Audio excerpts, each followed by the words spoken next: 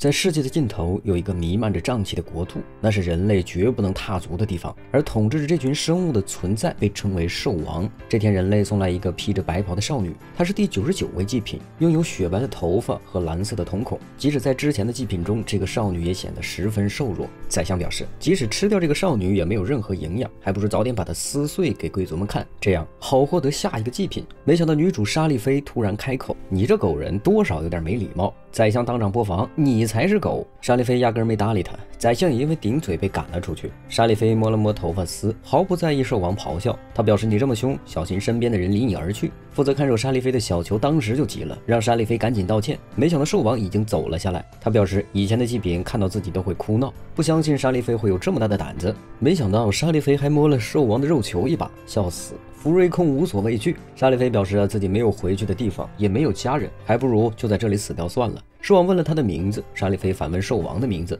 兽王说自己没有名字，因为他流淌着王族的血。不过吃掉祭司的日子还要过段时间，他可以允许莎莉菲这段时间待在身边。他想看看莎莉菲能坚持到什么时候。你最好别和你的嫩牛五方谈恋爱哈。长老们找宰相，问他为什么人类祭品可以在宫殿内随意行动。宰相表示莎莉菲还有锁链控制。长老们认为现代国王做出和人类停战的事情就已经引来了其他势力的不满，现在还有人嚷嚷着叛变。如果不是因为他们对人类提出索要祭品可以展现兽人与人类的不对等身份，恐怕早就有人已经闹起来了。他让宰相赶紧劝兽王。而另一边，莎莉菲在庭院逛街，被兽王捞起来带回了房间，并警告他不要在庭院走动，一旦离开自己的房间被人发现，莎莉菲随时可能被其他魔兽撕裂。如果他还想活到下次祭典之前，就老实的待着。莎莉菲非但不怕，还觉得兽王的房间太空荡了，问他为什么不插花装饰，兽王竟然还给他解释了，因为这里有瘴气，花朵根本活不下去。他问莎莉菲不害怕死吗？莎莉菲说她见过比这更恐怖的东西。原来莎莉菲小的时候翻看书本，就发现自己的名字的意思代表祭品。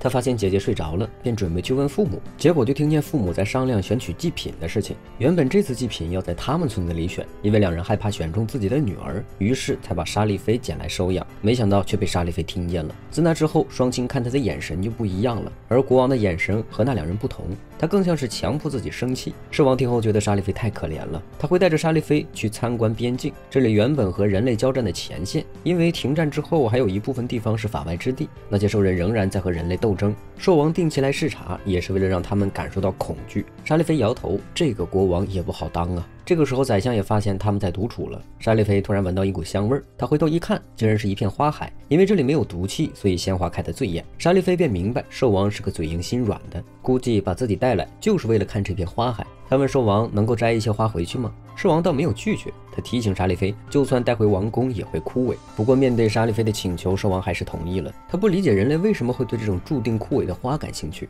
但他却没想到莎莉菲会给他做花环，还夸她十分可爱。莎莉菲觉得王国总是板着张脸，但是看到漂亮的东西要学会放松才对。国王沉默，一把抱起他的嫩牛五方，说马上暴雨就要降临了。最终花朵还是被带回了王宫。等暴雨结束之后，就是祭祀的日子了。听到雷声，莎莉菲惨绝地扑进兽王怀里。她不怕魔兽，但是害怕打雷，因为就是在雷雨天的时候，她发现了父母的计划。心软的兽王用尾巴把她卷了起来。坏了，真的要和内牛五方谈恋爱了。莎莉菲在这个福瑞控的毛茸茸的尾巴里打滚，已经分不清究竟是谁在占便宜了。他在睡前告诉兽王，在他面前可以不能那么紧张，因为他马上就要迎来最后的夜晚了。这个时候毒气散去，莎莉菲换上了漂亮的裙子，她一点都不在乎自己马上就要死掉。没想到死前还能穿这么好看的衣服，看起来就像婚纱一样。两个小球球还配合地夸她，只有宰相一个人受伤的世界达成了。奇怪的是，他并没有看到兽王，因为兽王在毒气散去的那天不会露面，所以莎莉菲被关进了地下室。这里漆黑一片，根本看不见任何东西。莎莉菲刚下去就被刺客袭击了，对方想在今天晚上杀死国王。他们认为对人类心软的国王不应该存在。没想到就在他准备对莎莉菲下手的时候，突然有人伸手挡住了攻击。他以为这家伙是国王的侍卫。莎莉菲挡在来人之前，表示兽王一点都不软弱，他只是避免了无谓的牺牲，不惜压抑自己来保护这个国家的人。他应该是最值得尊敬的国王。身后的人突然愣住了，随后立刻起身将刺客解决了。了。猫头掉落的男人本来想继续追杀逃跑的刺客，但沙利菲却认出了他就是兽王。原本兽王是想他们从小门离开，但沙利菲并没有走，因为他已经认出兽王了。兽王说自己并不能被称为王族，因为他身上流淌着一半人类的血，所以在哪边他都不算正常的存在。当毒气散开的时候，他就会变成人类，所以只能蜷缩在阴暗的角落等待天亮，就算虚张声势也骗不了人。他觉得自己软弱不堪，沙利菲撕掉衣服帮他包扎伤口，并表示他一点都不软弱。他从宰相那里听说了国王总是会和祭司独处，便得知从来没有人看见国王吃人，只是第二天人类就消失了，而地上总是留下大滩血液。看着兽王手臂的伤口，沙利菲顿时明白了一切。真正弱小的人可做不到这一点，所以国王非常的勇敢，他很敬佩，但他已经无家可归了。其实他已经做好被吃掉的准备，如果能选择，他愿意成为兽王的食物。没想到兽王解开了锁链，并且一把抱住了沙利菲，认为从此以后他就是自己的所有物了。于是第二天，宰相一群人瞳孔地震，因为国王表示他要迎娶沙利菲为妃。虽然有人会有意见，但无所谓，他是实权掌控者。沙利菲给他取了个名字叫雷恩哈特，代表的意思就是勇敢无畏。因为国王准备把沙利菲留下来，所以这段时间他一直和长老们吵架。沙利菲也不打算坐着看热闹，所以干脆在王宫走动起来，跟着他的两个小球球头都大了。没想到沙利菲刚走出去就被逮住了，雷昂又把他放回房间。一旁的宰相无语了，这就叫上名字了。雷昂把沙利菲送回房间，并表示过段时间会让他参加所有贵族露面的宴会，这是长老院那边提出来的，估计是想借外部对雷昂施压。不过雷昂并不在意，让沙利菲放心大胆的去，只是不要在外人面前叫他的名字。沙利菲好奇自己究竟能做什么，等到雷昂回来的时候，就发现沙利菲在窗边睡着了。仔细一看，原来沙利菲折了一滩假花。雷昂觉得假花和自己一样，归根结底都是假货，但沙利菲就告诉他，哪怕是假的，但能够触动人心，那它就是真的。沙利菲说，雷昂比起假花更像是花朵上的雷锋，乍一看很大个很吓人，但实际上特别温厚，对伙伴们也很上心，而且圆滚滚毛茸茸的地方也很像。他一直很崇拜这种能够做出事业的存在，因为自己注定会成为祭品，所以非常羡慕他们。几天后，贵族陆续来到王都，宰相告诉沙利菲，今天最好不要走动，招惹其他人。宰相一直认为沙利菲只是因为国王一时兴起而活下来的，但是绝对不会承认沙利菲作为王妃的，因为沙利菲这个人类的身份在国王面前就是累赘。所有人都在期待国王的王妃是什么样子，一致认为那一定是一个美丽的兽人。没想到雷昂带出来的竟然是个人类，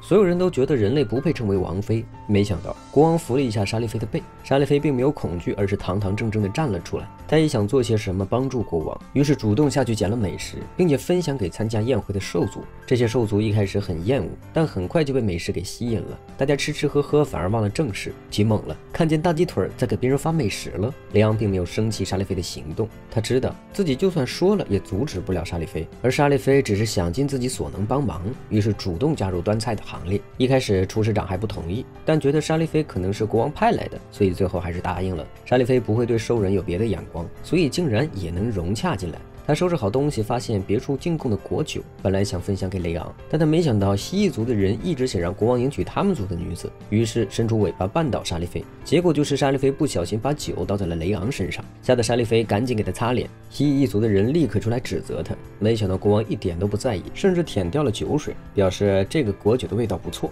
随后他立刻抓起刚才绊倒沙利菲的家伙，甚至打算当众切下他的尾巴，而沙利菲却拦住了他，上演了一出恩威并施的戏码，吓得蜥蜴族一群人瑟瑟发抖。两个肉球也劝沙利菲不用担心，因为国王一直都是很生气的样子，这并不是他的问题。沙利菲担心自己和宰相说的一样，真的只是雷昂的累赘，没想到雷昂却叫出自己的召唤兽，把沙利菲带去高宫吹风，说是散散心。沙利菲告诉雷昂，长老院反对自己成为王妃，如果自己只会成为雷昂的累赘，那他还是希望自己被丢弃。雷昂却告诉沙利菲，他已经把沙利菲吃了，所以算是自己身体的一部分，哪有人会切掉身体的一部分丢弃？而对于雷昂来说，沙利菲是第一个能接纳他的人，所以在他身边会有一种放松感。他给沙利菲的使命就是阻止自己动手。既然来到这里，沙利菲决定学习本国的历史，然后他就从宰相那里听说国王已经很久没有休息过了，所以他决定约雷昂出去闲逛散散心。一开始雷昂还不同意，但沙利菲一求立刻就服软了，他表示可以出去，但是必须要乔装打扮。于是沙利菲就披上了伪装的洋人套装，雷昂也换了一身衣服，看起来相当的刻意。不过他们俩得在宰相发现之前回去，所以沙利菲立刻拉着他的手去逛街了。这里有不少布料和宝石，因为沙利菲的伪装，其他人对他也很客气。魔族的小镇和人类的城镇也没什么区别，这里同样也有面包店。沙利菲在王宫里面没有吃到过，所以他认为外面没有，没想到外面也有卖这些东西的。两个魔族告诉沙利菲，国王很讨厌小麦制品，明明这都是很珍贵的东西。现在国王特别喜欢收集珍宝，所以很多子民都没有钱去做生意。但这一任国王却不太爱那些东西，所以大家可以随意出门做生意了。他们很感谢现在的国王。最后沙利菲买了2个小面包，还和雷昂分享了面包。虽然对方觉得这种轻飘飘的东西并不好吃，不过是沙利菲给的，他自然会吃。这个时候他们听到旁边的小孩的哭声，抬头一看，竟然是蝙蝠幼崽，估计是和父母走丢了。于是沙利菲决定帮他找到母亲。雷昂本来想叫他赶紧回去，可是见到此情此景，也只好加入。而在寻找途中，沙利菲突然感觉到一阵头晕，他并没有在意，反而安慰了哭泣的蝙蝠幼崽。雷昂看到他的笑容，也忍不住心动。最终他们也找到蝙蝠幼崽的母亲，但是蝙蝠跑得太快了，差点就摔倒了。沙利菲赶紧扶住他，结果伪装掉落。蝙蝠母亲惨叫一声，竟然是人类。发现是人类后，他的态度一下就变了，甚至怀疑沙利菲刚才是不是偷过东西，纷纷朝沙利菲扔去石头。雷昂见状，赶紧带着沙利菲离开。不过宰相还是收到了消息，听说城区内出现了人类的踪迹。雷昂岔开话题，并没有立刻批改文件。沙利菲私下对雷昂道歉，说因为自己的疏忽才吓到街上的居民，那些人并不是厌恶人类，而是恐惧。他们的眼神就和人类谈起魔族一样。在沙利菲看来，虽然魔族很强大，但今天他遇到的那些百姓都不想和人类发动战争，这点他们人类也是一样的。雷昂说，沙利菲有一双能够看破内心的眼睛，在他看来，魔族和人类都是一样的。但是雷昂其实并不生气沙利菲暴露，能和沙利菲一起去散心，让他感到非常的轻松。他生气的是自己没有保护好沙利菲，没想到沙利菲高兴地抱住雷昂，结果下一秒就昏迷了。过来治病的大祭司表示，沙利菲是因为毒气倒下。人类本来就容易受到毒气的影响，而且从来没有人类会在国王停留这么久。再这么下去，沙利菲恐怕会油尽灯枯。沙利菲说自己没事，让雷昂不用担心。不过雷昂已经知道他是因为毒气倒下了，无论如何他都想救下沙利菲。沙利菲再次醒来，就发现外面的天空很干净，而且眼前出现的竟然是一对人类夫妻。沙利菲意识到这里是人类的边境线，这对夫妻是医生，还拿出了能够瞬间解毒的药物。沙利菲说自己身上并没有钱，两人却告诉他已经有人付了款。3天前，沙利菲在晕倒状态被送到了这里，对方留下了远超医药费的金钱，还有一封给沙利菲的信件，上面写的是魔族的字迹和印章。他虽然看不懂，但也明白雷昂担心他留下来会中毒，所以他又一次被雷昂救了。沙利菲留在诊所帮忙处理事务，因为他一旦停下来就会想起雷昂，所以会经常帮助这对夫妻打扫卫生。来看病的病人都以为他是新的助理，还感慨沙利菲做得特别好。夫妻俩非常欣赏沙利菲，他们表示因为不知道沙利菲的身世和来历，但如果沙利菲愿意的话，他可以一直留在这里。其实沙利菲想回到雷昂身边，但他也知道自己的身体状况不行，如果硬是回去只会给雷昂增加负担。夫妻俩告诉他也不用现在就做决定，可是很快就有谣言出来了，因为有人想起隔壁村子出现过祭品的事情，于是沙利菲疑似逃脱祭品的消息立刻传遍了小镇。原本对他十分和善的人们瞬间变脸，如同魔族平民看他的眼神一样。沙利菲立刻跑回诊所，然后就发现这对夫妻也被袭击了，大家都害怕魔族的人追过来，所以只能请沙利菲离开。这下沙利菲又无家可归了。不过他早已经习惯了独自一人，可是已经见过对自己好的雷昂，沙利菲怎么可能轻易的忘记？他脚下一滑，摔下了山坡。没想到雷昂已经找了过来，在没有毒气的世界，他会失去魔族的外貌和魔力。为此，他花费了不少力量才找到沙利菲。原来他没有抛弃沙利菲，那封信的意思是他一定会来接他。不过沙利菲还没有学到那里，所以误会了雷昂的意思。而雷昂这次过来是因为用解毒的果子和魔力凝聚了一枚戒指，这样一来，沙利菲就可以生活在首都了。有了这个戒指，他就能一直和雷昂一起生活了。毕竟戒指可是相伴一生的代表。沙利菲看了先代国王和王妃的照片，结果却发现王妃并不是人类。没想到这个时候情敌堂堂登场，是一位长得非常漂亮的猫族女子。这个情敌竟然是宰相安排过来的，说是为了稳固国王的地位。不是，雷昂你才是国王吧？哪有国王卖身巩固地位的呀？猫女也告诉沙利菲，他们都是各族的公主，都带着使命过来，就算当做测试也要留下来。而且不止猫女，其他种族也有。本来以为沙利菲会吃醋，结果他就反过来劝雷昂，不如去见见那些公主。沙利菲竟然觉得丞相说的不错，并且不打算束缚雷昂。结果雷昂反而不乐意了，让沙利菲不准再提起这件事儿。没想到沙利菲还离家出走，跑到了球球那里。不过他仔细一想，雷昂很少有生气的时候，虽然自己只是想留在雷昂身边，做不做王妃都无所谓。于是纯白的茉莉花直奔卧室，结果就发现猫女溜到了卧室，并且还打算对雷昂上下其手。大哥，这种恶心的剧情你还要画多少呀？退出去看一眼，哦，恋爱番。果然，听到猫女毛遂自荐，莎莉菲坐不住了，终于意识到自己不想被别人夺走感情，可是推门进去又觉得打扰了，于是羞红着脸逃走。殊不知雷昂留门是给他准备的，他一逃走，雷昂立刻就把猫女赶走了。第二天，雷昂竟然真的配合莎莉菲去和公主们吃饭了，只是在桌上不准任何人发言，因为昨天晚上的事情，莎莉菲不敢跟他对视。结果就看见蜥蜴国的公主不小心打翻了酒，他立刻上前把公主带走。蜥蜴公主非常感激莎莉菲，并且认为莎莉菲十分厉害，竟然能在国王面前堂堂正正的说话。莎莉菲疑惑，既然你们恐惧雷昂，为什么还要提亲呢？公主告诉他，爬虫族臣服国王是200年前，因为年代不久，所以会被其他种族排挤，只有一个出自王室的身份。最重要的是，因为国王竟然能接受人类为妃子，所以他们怀疑国王有奇怪的癖好，这才让公主过来。而自己要是得不来青睐，基本就等于被族人放弃了。这个时候，远征军竟然回来了。远征军的队长也是蜥蜴族出生，他们是从平民爬上去的，所以早就宣誓效忠雷昂了。既然雷昂选择莎莉菲做王妃，那他自然是支持的，只是对于人类这个身份仍然有所不满，所以希望莎莉菲不要让他和国王失望。队长离开后，莎莉菲发现旁边的公主有些脸红，她还以为对方是病了，但公主却说她小的时候雷昂带着队长去他们国家游行，当时被兄弟姐妹们排挤，是队长给了她一块手帕擦拭伤口。当时队长还只是一名普通的士兵，恐怕人家现在已经记不得他了，但是他仍旧想把那块手帕还回去。如果能够接近队长，不管做什么他都很高兴。可是莎莉菲不理解恋爱的感情，于是公主告诉她，只要听到对方就会脸颊发烫，看到他和别的女人亲密就会心痛，这种其实才叫恋爱。莎莉菲说她好像和喜欢的人闹矛盾了，公主赶紧劝她不要逃避，去直面对方。她还以为莎莉菲在和别人谈恋爱，发誓绝对替她保密。其他种族的人都在嘲笑蜥蜴公主，认为她得不到国王的芳心，于是来巴结莎莉菲。晚上国王要举行给队长的庆功宴，莎莉菲在前往宴会的路上见到被撕毁礼服的蜥蜴公主，一看就知道是那群人动的手，但其实蜥蜴公主只是想在队长面前表现得好一点。既然礼服已经毁掉了，她就放弃了。没想到莎莉菲直接把自己的礼服脱了给她。既然你想去见那个人，可是你怎么穿着普通的衣服去了宴会？一旁的宰相咬碎了牙齿，不是给你准备好衣服吗？这个时候蜥蜴公主走了进来，她到队长面前顿时脸红，但还是鼓起勇气将手帕还给了他。没想到队长竟然认出了他，看着蜥蜴公主感动的样子，莎莉菲也决定直面自己的感情。结果她发现猫女正在看自己，下一秒她就因为喝醉而晕倒。等再次醒来的时候，猫女竟然借口送她回来，把她带出了宴会，并且还要求莎莉菲让出王妃的位置。她因为没能诱惑雷昂感到羞耻，而她之所以接近雷昂，不是因为喜欢，而是因为想利用他从事政治。莎莉菲当场就冷下了脸，她说就算自己离开，猫女也不可能留下来，雷昂不可能留下不是真心对待他的人，哪怕自己成不了王妃，也不会让雷昂让给这样的人。猫女当场发怒，正准备对莎莉菲下手，幸亏蜥蜴公主扑出来拦住了她。这个时候雷昂也赶到了现场，他本来对猫女就没什么兴趣，直接让人把她丢了出去。莎莉菲对他道歉，说因为自己的缘故才惹来了这一切，但雷昂并没有生气，只是担心她有没有受伤。最终公主们被送走了，宰相十分头疼，但他没想到的是，蜥蜴公主竟然留在了王宫，作为保护莎莉菲的奖励。宰相一通操作，还给莎莉菲增加了同伴，而雷昂告诉莎莉菲，他不需要侧妃，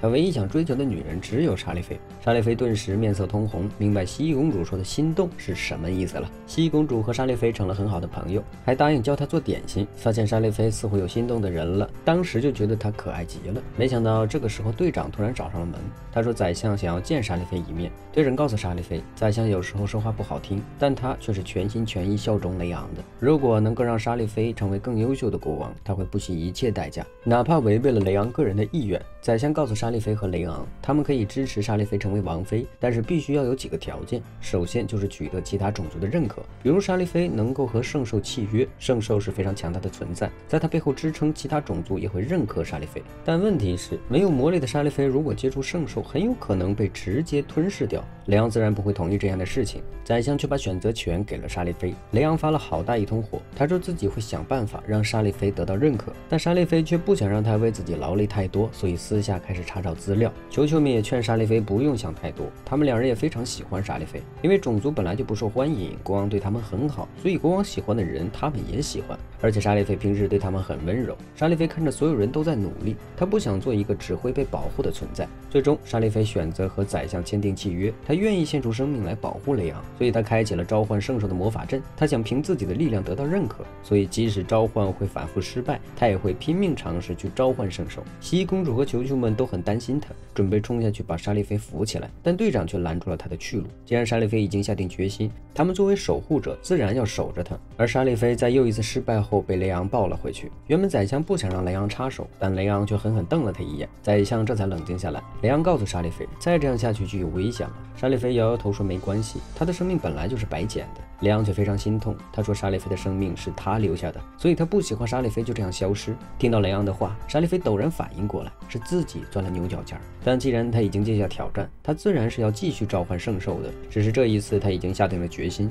咒语只念到一半就燃起大火，如果没有念完咒语，召唤出来的会是恶魔。一旁的宰相以为自己的计划得逞了，结果沙利菲再次坚持念出咒语，随后宰相的笑容僵硬，因为魔法阵的威力突然扩大。雷昂知道沙利菲成功了，因为圣兽其实和主人的灵魂相同，如果品行或者心智不坚定，根本就无法召唤圣兽。沙利菲如今能够成功，一定是对未来有了期望。但沙利菲召唤出来的圣兽竟然是一只菲尼克斯，而且看起来素质非常堪忧。菲尼克斯炫了一大堆食物，表示自己和普通的圣兽才不一样。他是射手中唯一一个拥有不死之身的不死鸟，如今只能暂时变成这样。他以前可是全身铺满金色羽毛的神鸟，在圣兽和神兽中也是首屈一指的存在。沙利菲是唯一一个能够听懂他话的人。宰相表示，他不相信这样的菲尼克斯是传说中的不死鸟，认为这样的圣兽不可能得到民众的支持，除非他变成真正的样子。宰相留下嘲讽的话，转身就走。长老都很担心宰相会翻车，但宰相却认为圣兽的壳子已经没有力量了。不过沙利菲并没有嫌弃他，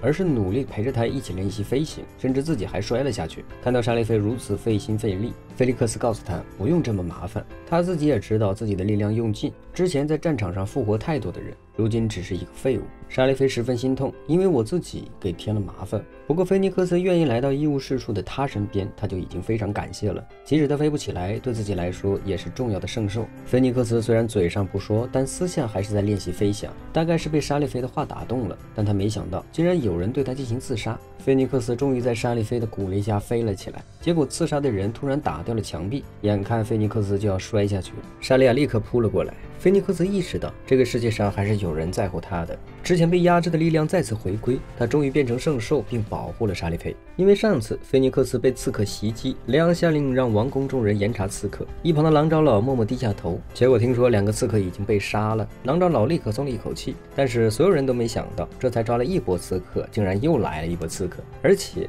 来的那家伙还不简单，是个人类的战士，并且张口就要说见兽王，结果就是被抓进了牢房里。沙利菲得知有人类被抓，立刻来到监狱准备谈话，没想到来的竟然是个熟人，这个人叫休克。他一看到沙利菲平安无事，顿时落泪。沙利菲拜托雷昂不要惩罚他，因为休克一定是来找自己的，如果雷昂一定要罚的话，他可以替休克承担罪责。雷昂有些吃醋地问他这人是谁。沙利菲说休克是他的青梅竹马，对方跟着一个很厉害的人学武，并且经常去各地游历。小时候他发现休克经常受伤，所以就给了他一些草药，于是休克便一直罩着他，只是回来的时间很少，所以这次回来发现他被当祭品送到了这里，所以才追了过来。两人沉默了一会儿，让沙利菲去见见休克，私底下却暗自吃醋，担心两人还有别的感情。不过沙利菲压根没有 get 到，休克得到了无罪释放，但要求他以后不准再踏足这里。休克一把掐住宰相的脖子，他说如果不是因为沙利菲没事，自己早就已经大开杀戒了。大哥，刚才谁被抓进监狱了呀？休克见到沙利菲回来，立刻就拽着他要离开，并表示沙利菲现在没事，就相当于他没有被当作祭品，所以他自然要带着沙利菲离开。但是雷昂自然不可能让他带着沙利菲走，并表示沙利菲现在已经是他的王妃。休克的表情立刻就不对了，一旁的宰相露出了笑容。休克自然不可能让雷昂带走沙利菲，但他还没追下来就已经晕倒了。沙利菲十分担心地走了过去，宰相告诉沙利菲，休克应该是太累了，可以让他在这里休息一晚再走，但前提是雷昂能够答应。没想到雷昂真的同意了。沙利菲给休克送去食物，这家伙还嘴硬不吃，结果肚子就饿得咕咕叫。沙利菲说他还和小时候一样。休克表示沙利菲肯定不是自愿做王妃的，他还是有能力带沙利菲逃走的。至于住的地方，他认识几个村子的村长，他希望沙利菲能和自己一起生活。还没等沙利菲拒绝他，蜥蜴公主端着点心走了过来。因为休克是沙利菲的朋友，所以他也想和对方交好，但没想到休克十分抗拒魔族，所以蜥蜴公主直接被凶哭了。沙利菲觉得他这样做太过分了，没想到休克直接壁咚了沙利菲。他说沙利菲一定被洗脑了，魔族不可能平等对待他们，说不定等玩腻了沙利菲之后就会把他丢弃。沙利菲沉默，他知道休克的家乡被魔族袭击过，让他放下仇恨或者原谅是不可能的。可是雷昂绝对不是那种人，就比如说放掉休克，他明知道这样做会有损自己的形象，但还是为了自己放走了休克，并且一直在保护自己。他早已下定决心要和雷昂一起生活，所以他绝对不会跟着休克离开。沙利菲捡起地上的点心跑了出去，蜥蜴公主就在不远处蹲着，有些担心沙利菲的情况。沙利菲对着休克做的事情道歉，并告诉公主，休克其实本性不坏，小时候也特别照顾自己，只是因为家乡被袭击，所以对魔族有阴影。但是刚才休克的眼神令沙利菲有些害怕。另一边，宰相还故意在雷昂面前提及休克，并表示沙利菲肯定对休克有别的情感，还表示他们同为人族，一定关系很好。正好沙利菲去给休克送饭，他觉得自己恐惧休克的感情不太对，他想冷静下来和休克交谈，并告诉休克最后再聊一会儿吧，以后或许就不会再见面了。没想到休克直接打晕了他，说什么都要把沙利菲带走。好在求救他们是跟着沙利菲一起去的，发现沙利菲一直没出来，就立刻去找雷昂了。雷昂下令让人去寻找沙利菲，没想到宰相却表示沙利菲不是被绑架的，说不定人家是想跟着人族离开，你小子嘴就这么欠儿是吧？此时雷昂也犹豫了，没想到蜥蜴公主却拜托雷昂赶紧去找沙利菲。他表示沙利菲不可能会和休克离开，因为沙利菲为了雷昂能够做出牺牲生命的举动，那一定是真心想和雷昂在一起才会这么做。宰相表示这毫无根据。没想到这个时候队长走了出来，他已经提前1天回来了，并表示自己可以去寻找沙利菲。没想到雷昂直接让他镇守王宫，自己骑着圣兽去追沙利菲。原本雷昂的圣兽想要追踪沙利菲不容易，不过休克走的时候没有料到会有不死鸟这种存在，不死鸟给雷昂指了位置，他们立刻追了过去。即使沙利菲愿意和休克离开，雷昂也舍不得放他走了。这边休克带着沙利菲经过边境线，有找茬的魔族想要吃掉他们，休克一怒之下对这些魔族动了手。沙利菲醒来就看见休克准备对在父亲身边的魔族孩子动手，他立刻阻止了休克，并表示自己认识的休克是以保护弱者为己任的人。休克就说这样的想法根本就保护不了任何人，沙利菲已经被魔族洗脑了。休克说着说着就直接对沙利菲表白了，但是沙利菲非常果断地拒绝了，并告诉休克他眼中看着的不是自己，而是仇恨。这样的休克只会让他害怕。诚然，魔族袭击人类的仇恨并不能轻易忘记，但并不意味着所有魔族都是如此。他知道创造一个和平共处的世界不容易，但是雷昂却努力朝着那个方向前进。他的内心很温柔，所以沙利菲准备留在他身边。他不指望休克能忘记仇恨，只希望他能相信自己。休克无法理解，也无法接受。虽然人类中也有人渣，但是魔族和人族根本就是不一样。13年前，他有一个妹妹，对方有一头红色的头发，因此被村子里人说她是祭品。休克帮妹妹赶走了那群混蛋，结果魔族突然袭击了村庄，母亲将他们俩藏了起来，可两人还是没有逃过一劫。魔族闻到妹妹的气息，然后当着休克的面吃了妹妹，还以戏弄她为目标，才让她躲过一劫。失去一切的她被满腔怒火冲击，直到不久后遇到了沙利菲，可她没想到沙利菲也被魔族夺走了。休克认为魔族还在这个世界上，人类就没办法正常生活，所以不管是谁，他都会亲手杀死。这份仇恨太深刻，太痛苦了。沙利菲知道自己无法阻止他们，休克把他捆在钢管上。正好这个时候，雷昂追了过来。休克表示想夺回沙利菲，先打一架，他绝对不会把沙利菲轻易让出去。沙利菲拜托不死鸟替他解开绳索，不死鸟却告诉他，男人有时候就需要一场战斗。而且休克知道自己打不赢雷昂，但即使这样，他还是冲了上去。这里面还包含了失去妹妹时的痛苦和不甘。雷昂也不可能站着让他打，咆哮声就把休克给击飞了。休克倒下后，还让雷昂把他撕碎，目的就是为了让沙利菲看清魔族。殊不知雷昂打伤他之后，就因为沙利菲的眼神心软了。休克想在沙利菲面前激怒雷昂，但他低估了雷昂的绿茶程度。在他再次发动攻击的时候，雷昂站着不动了，于是休克一刀刺中了他的腹部。就连休克也不明白他为什么要这么做。雷昂表示伤害休克的话，沙利菲会伤心。这一刻休克明白自己输给他了。果不其然，沙利菲解开绳索，立刻冲向雷昂。而自己明明答应过沙利菲不会让任何人弄哭他，结果到头来反而是自己犯了错。雷昂安慰沙利菲，自己的身体比人类要强壮。休克已经陷入了崩溃。沙利菲告诉休克，自己早就接受了作为祭品的命运，但是在成为祭品之前过了一段安稳的时间，那是因为休克帮助了他，所以他希望休克不要太过自责，别觉得自己什么都守护不了。其实他一直都保护了自己。休克泣不成声，终于走出了心结。沙利菲在不死鸟的帮助下替雷克治疗了伤口，然后又拜托不死鸟送走了休克。雷昂竟然同意了。休克问他，就不怕自己带走沙利菲吗？雷昂表示，沙利菲高兴，他就尊重他的意愿，而且他相信沙利菲不会跟他离开。休克便答应沙利菲的护送，他警告雷昂，如果敢弄哭沙利菲，自己会不惜一切手段带走沙利菲。雷昂点头答应了休克。休克被送走之后和沙利菲告别，他表示自己仍然无法忘记仇恨，但是他会相信沙利菲相信的人，因为他是真的喜欢沙利菲的。最终沙利菲和雷昂回到了魔族，他不会离开雷昂身边，只是担心两族之间的矛盾化解不了。雷昂却告诉他，即使如此，他们仍然在一张桌上吃饭生活。再想告诉沙利菲，有一位公爵要来见他，但他必须以王妃的身份和礼仪与对方见面，这也是考核中的一环。蜥蜴公主知道这个公爵，听说对方在海上未尝败绩，而且似乎对人类有很大的偏见，一旦惹恼对方，恐怕会很难收拾。队长知道宰相是故意搞事儿，虽然嘴上说沙利菲待在雷昂身边会给他带来危险，但实际上不管王妃是谁，他都不会同意的。不是，你小子不会暗恋雷昂吧？公爵来拜访的时候，身边还带了一个下属。宰相非常不喜欢他们身上的气息，认为鲨鱼一族也比人类好一些。不过公爵看到人类的沙利菲之后，果然就发怒了，认为下等人类不配成为王妃。雷昂刚要发火，沙利菲却及时打断了他。他早就已经预测国公爵的反应，并且写下了相应的台词做准备，正打算给他介绍一下庭院，没想到公爵一敲地板，打断了沙利菲的话，并发现他这是在背台词，于是生气地表示要开饭。沙利菲只好在宴会上举杯庆祝，但公爵却认为沙利菲不喝酒是蔑视，把旁边要劝他的副官给打了一顿，并嫌弃对方十分丑陋。沙利菲起身想要阻止，公爵却认为人类也很恶心，让他离开餐厅。此时雷昂恨不得手撕了他，不过沙利菲还是配合的起身离开了，并且在走之前安慰了雷昂。但是雷昂很快就追了出来，并且还给沙利菲带来了食物。他可不想再侮辱沙利菲的人坐在一桌吃饭。沙利菲摇头，他知道被人排挤是自己的命，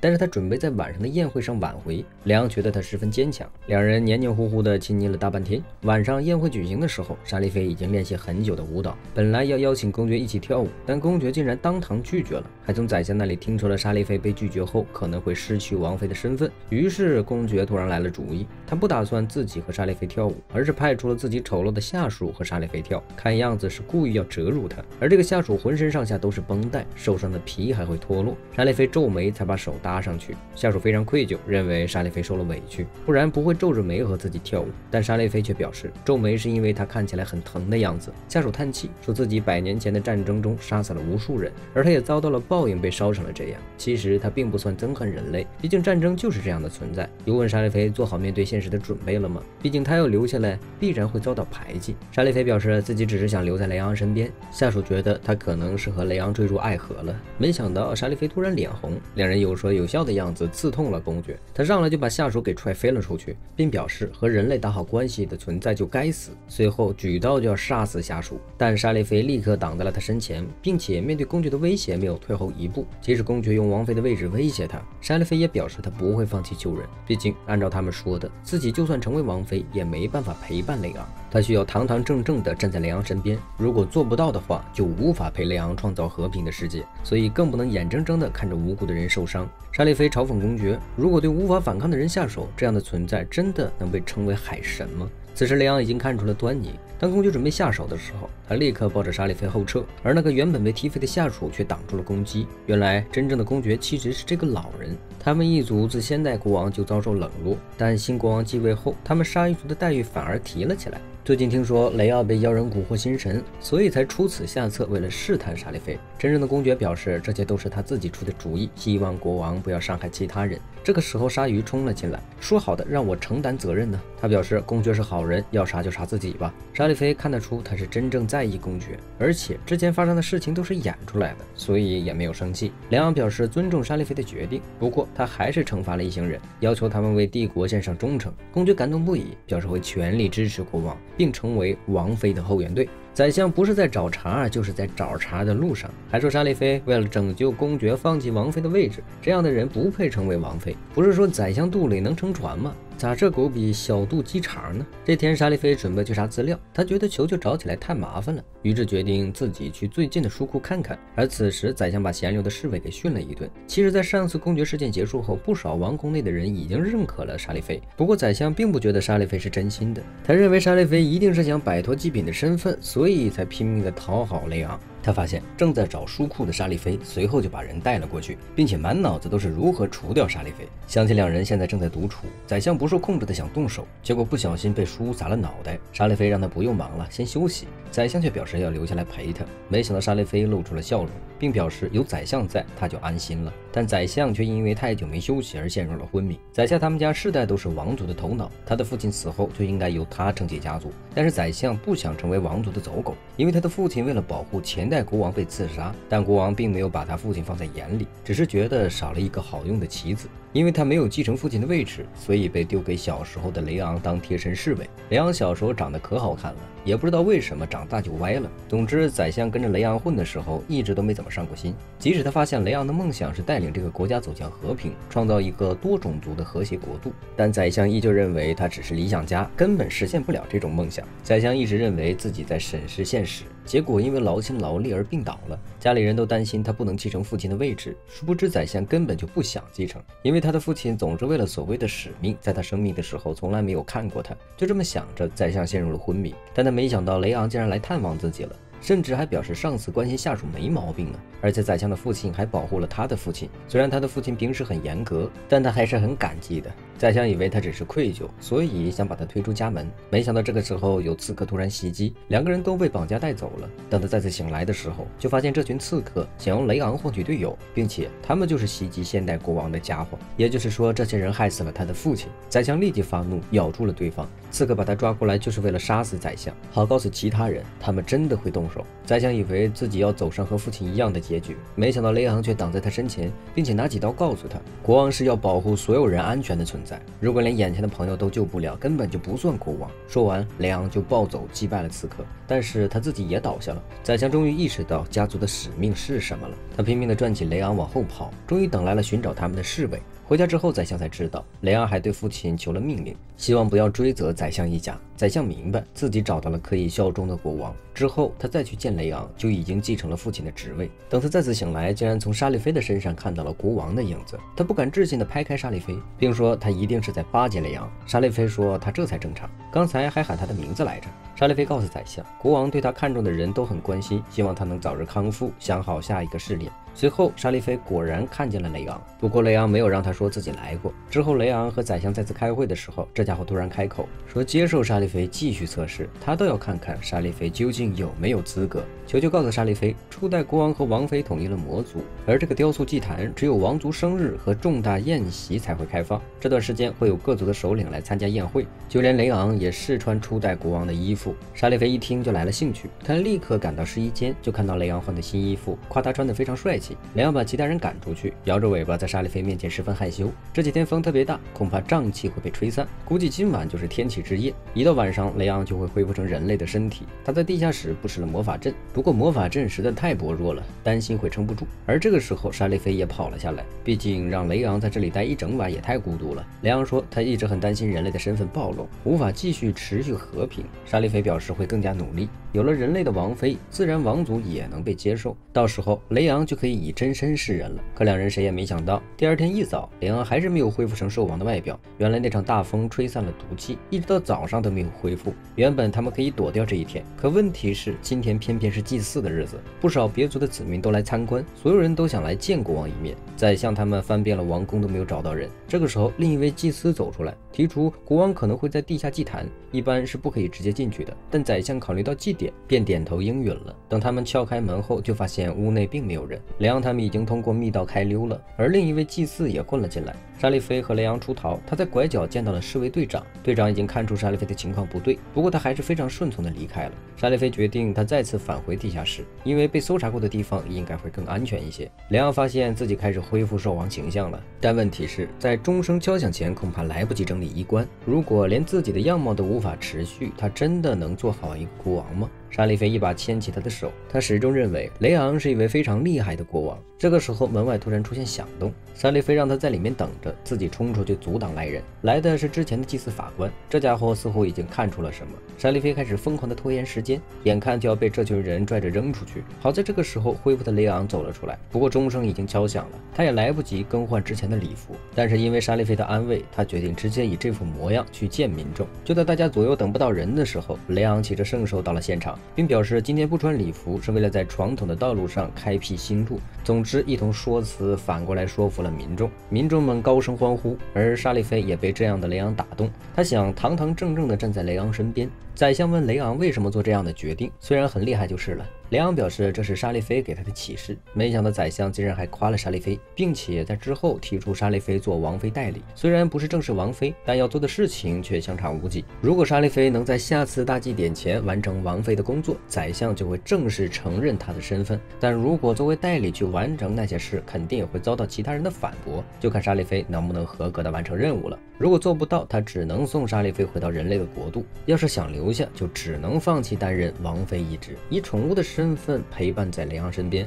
雷昂很生气，可他必须要尊重沙利菲的决定。其实宰相也是在豪赌，他想知道沙利菲会怎么选。沙利菲也非常纠结，但不死鸟却告诉他，答案不是只有一个吗？这个国家就像一潭死水，如果不给他捅一个窟窿，就不会继续前进了。别忘了，雷昂说过，他追求的人只有沙利菲。沙利菲立刻扑向了雷昂，表示他会成为站在他身边的人。接下来，他们俩要并肩前行了。宰相也发现雷昂在祭典过后变得更加成熟。蜥蜴公主看到不少子民过来拜访，她本来想宽慰沙利菲不要紧张，却发现沙利菲压根就不用慌乱。沙利菲表示与其慌乱，不如全力以赴做好当下的事情。这话打动了蜥蜴公主，她又听说远征军即将去镇压反叛的魔族，于是决定回去编织护身符，送给沙利菲和护卫队的队长。她紧赶慢赶，决定在远征军出发前送上礼物。结果刚过去，就听队长和别人闹矛盾。他的下属表示要去战场，可队长认为下属的妻子怀孕不应该上战场，保护家里的妻子也是他的责任。下属一行人被打动，好奇地问队长有没有结婚。一旁的蜥蜴公主脸红地等待他的回答，没想到队长却表示他要把剑和身心献给国王，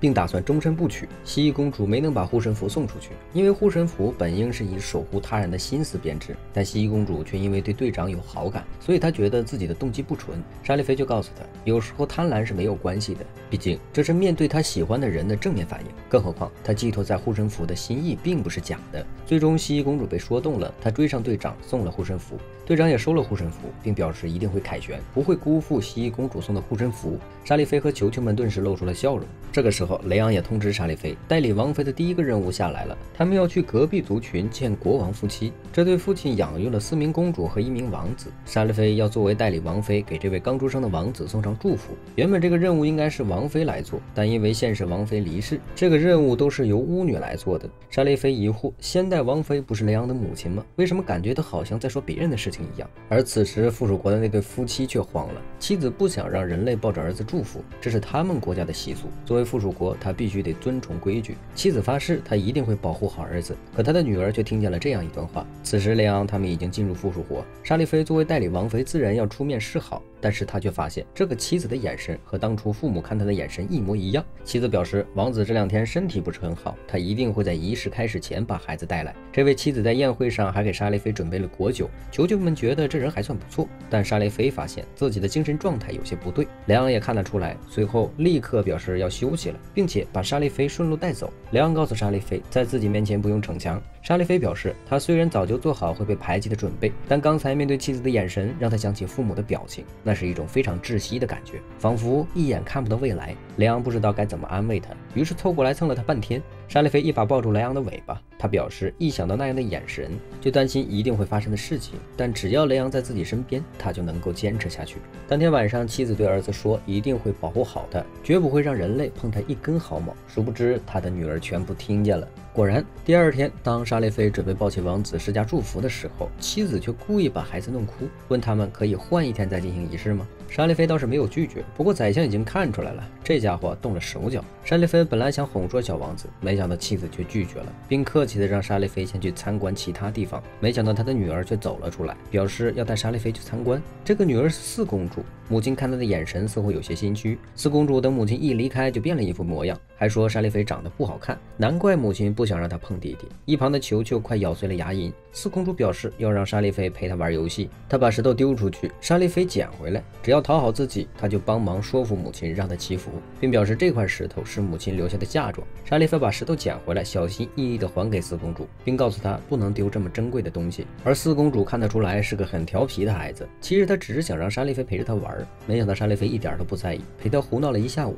甚至都忘记要找王妃聊祈福的事情了。其实她玩得特别开心，四公主似乎被打动了，她对沙利菲说出了真相。不管她如何讨好自己，她也没有办法替沙利菲要祈福的任务，因为母亲眼中只有弟弟，自己在她眼中是一个不听话又碍事的孩子。她的3个姐姐已经嫁出去了，自己早晚有一天也会被嫁给某个男人，就像一个祭品一样。她觉得母亲一定想让自己早点消失。沙利菲却告诉她并非如此，没有爱的人眼神会更加黑暗。但母亲看四公主的眼神并非如此，她应该很爱这个孩子，只是不知道如何表现出来。四公主说她根本不理解自己的母亲，随后表示她一直想给母亲惹麻烦，并打算从高楼一跃而下。事实上，四公主的母亲只是被周围人逼疯了，家里人和王后的闲言碎语，总是怀疑她生不出继承人，所以好不容易有了一个王子，她自然是要把孩子当作希望对待。这个时候，侍卫跑了出来，并表示四公主出事儿了。等到雷昂和四公主的父亲走过来的时候，就发现四公主在房顶上。沙利菲就劝她不要想不开。四公主表示没有人期待她来到这个世界，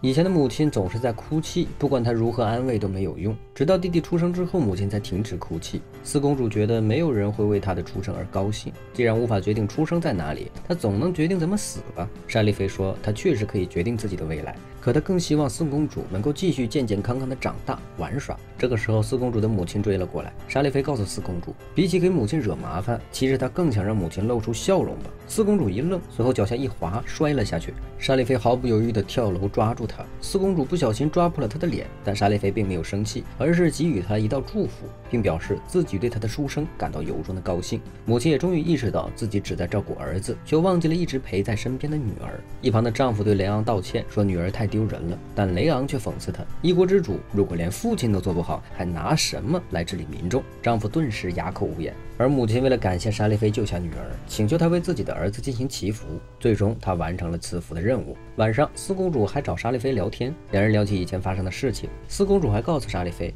血脉更强的那一方生的孩子也会和她相同。沙利菲顿时就脸红了，他确实很想和雷昂留下真正血脉的亲人，可是他有些担心混血的结局。这个时候，雷昂却把沙利菲单独叫了出去，并谈起了血脉问题。他表示王族的血脉一直都是纯血，但他却是个例外，也不知道两人生下的孩子会怎么样。但他确实没有自信喜欢上自己的孩子，因为雷昂从小就没见过母亲，他唯一的亲人就是身为王的父亲，而父亲对他的要求非常严格，而且到某天还会把他关进黑暗的房间。随着年龄的增长，他也明白父亲是想隐瞒他的身份，可是父亲从来没有夸奖过他，只是在把他培养成优秀的下一代。但他相信这是父亲对他的爱。直到某天，他的父亲病倒了，他本来以为弥留之际的父亲会袒露情绪，没想到对方确实袒露了，只是对他的身体属于人类的血脉感到憎恨。他认为雷昂的血脉会让王座毁灭。听说父亲很早以前就有了心病，雷昂想不明白，既然如此，他为什么要和人类生下孩子，而不是和其他纯正血统的魔族生孩子呢？他没办法思考，于是诅咒了自己的血脉。一想到会把血统留给下一代，雷昂就感到恐惧。沙利菲听到后顿时落泪，他没有想到雷昂会这么痛苦。雷昂告诉他自己没办法决定出身，但如果沙利菲和他生下了孩子，他一定会全心全意地守护好那个孩子，他要逆转这个诅咒。事后沙利菲他们和四公主告别，并且也得到了这对夫妻的祝福。自从答应当代理王妃后，沙利菲每天都在认真学习。这天，雷昂突然叫他出去，作为代理王妃，他需要去见驻扎部队，并且慰问和鼓励他们。这是第一次雷昂无法陪同前往。一开始雷昂是反对的，偏偏宰相说隔壁关系很好的公爵重病，他们必须要去慰问，而驻扎部队也不能落下。既然沙利菲这个代理王妃在，他有权代替国王。当然，最终选择在沙利菲身上。沙利菲毫不犹豫地选择去，并且希望雷昂也去做好自己的事。他看起来很轻松，不过雷昂却看出他有些不安，毕竟行李都打包了那么多。沙利菲表示，除了不安之外，其实更多的是不舍和雷昂分开。沙利菲觉得有这样情绪的自己太过依赖雷昂，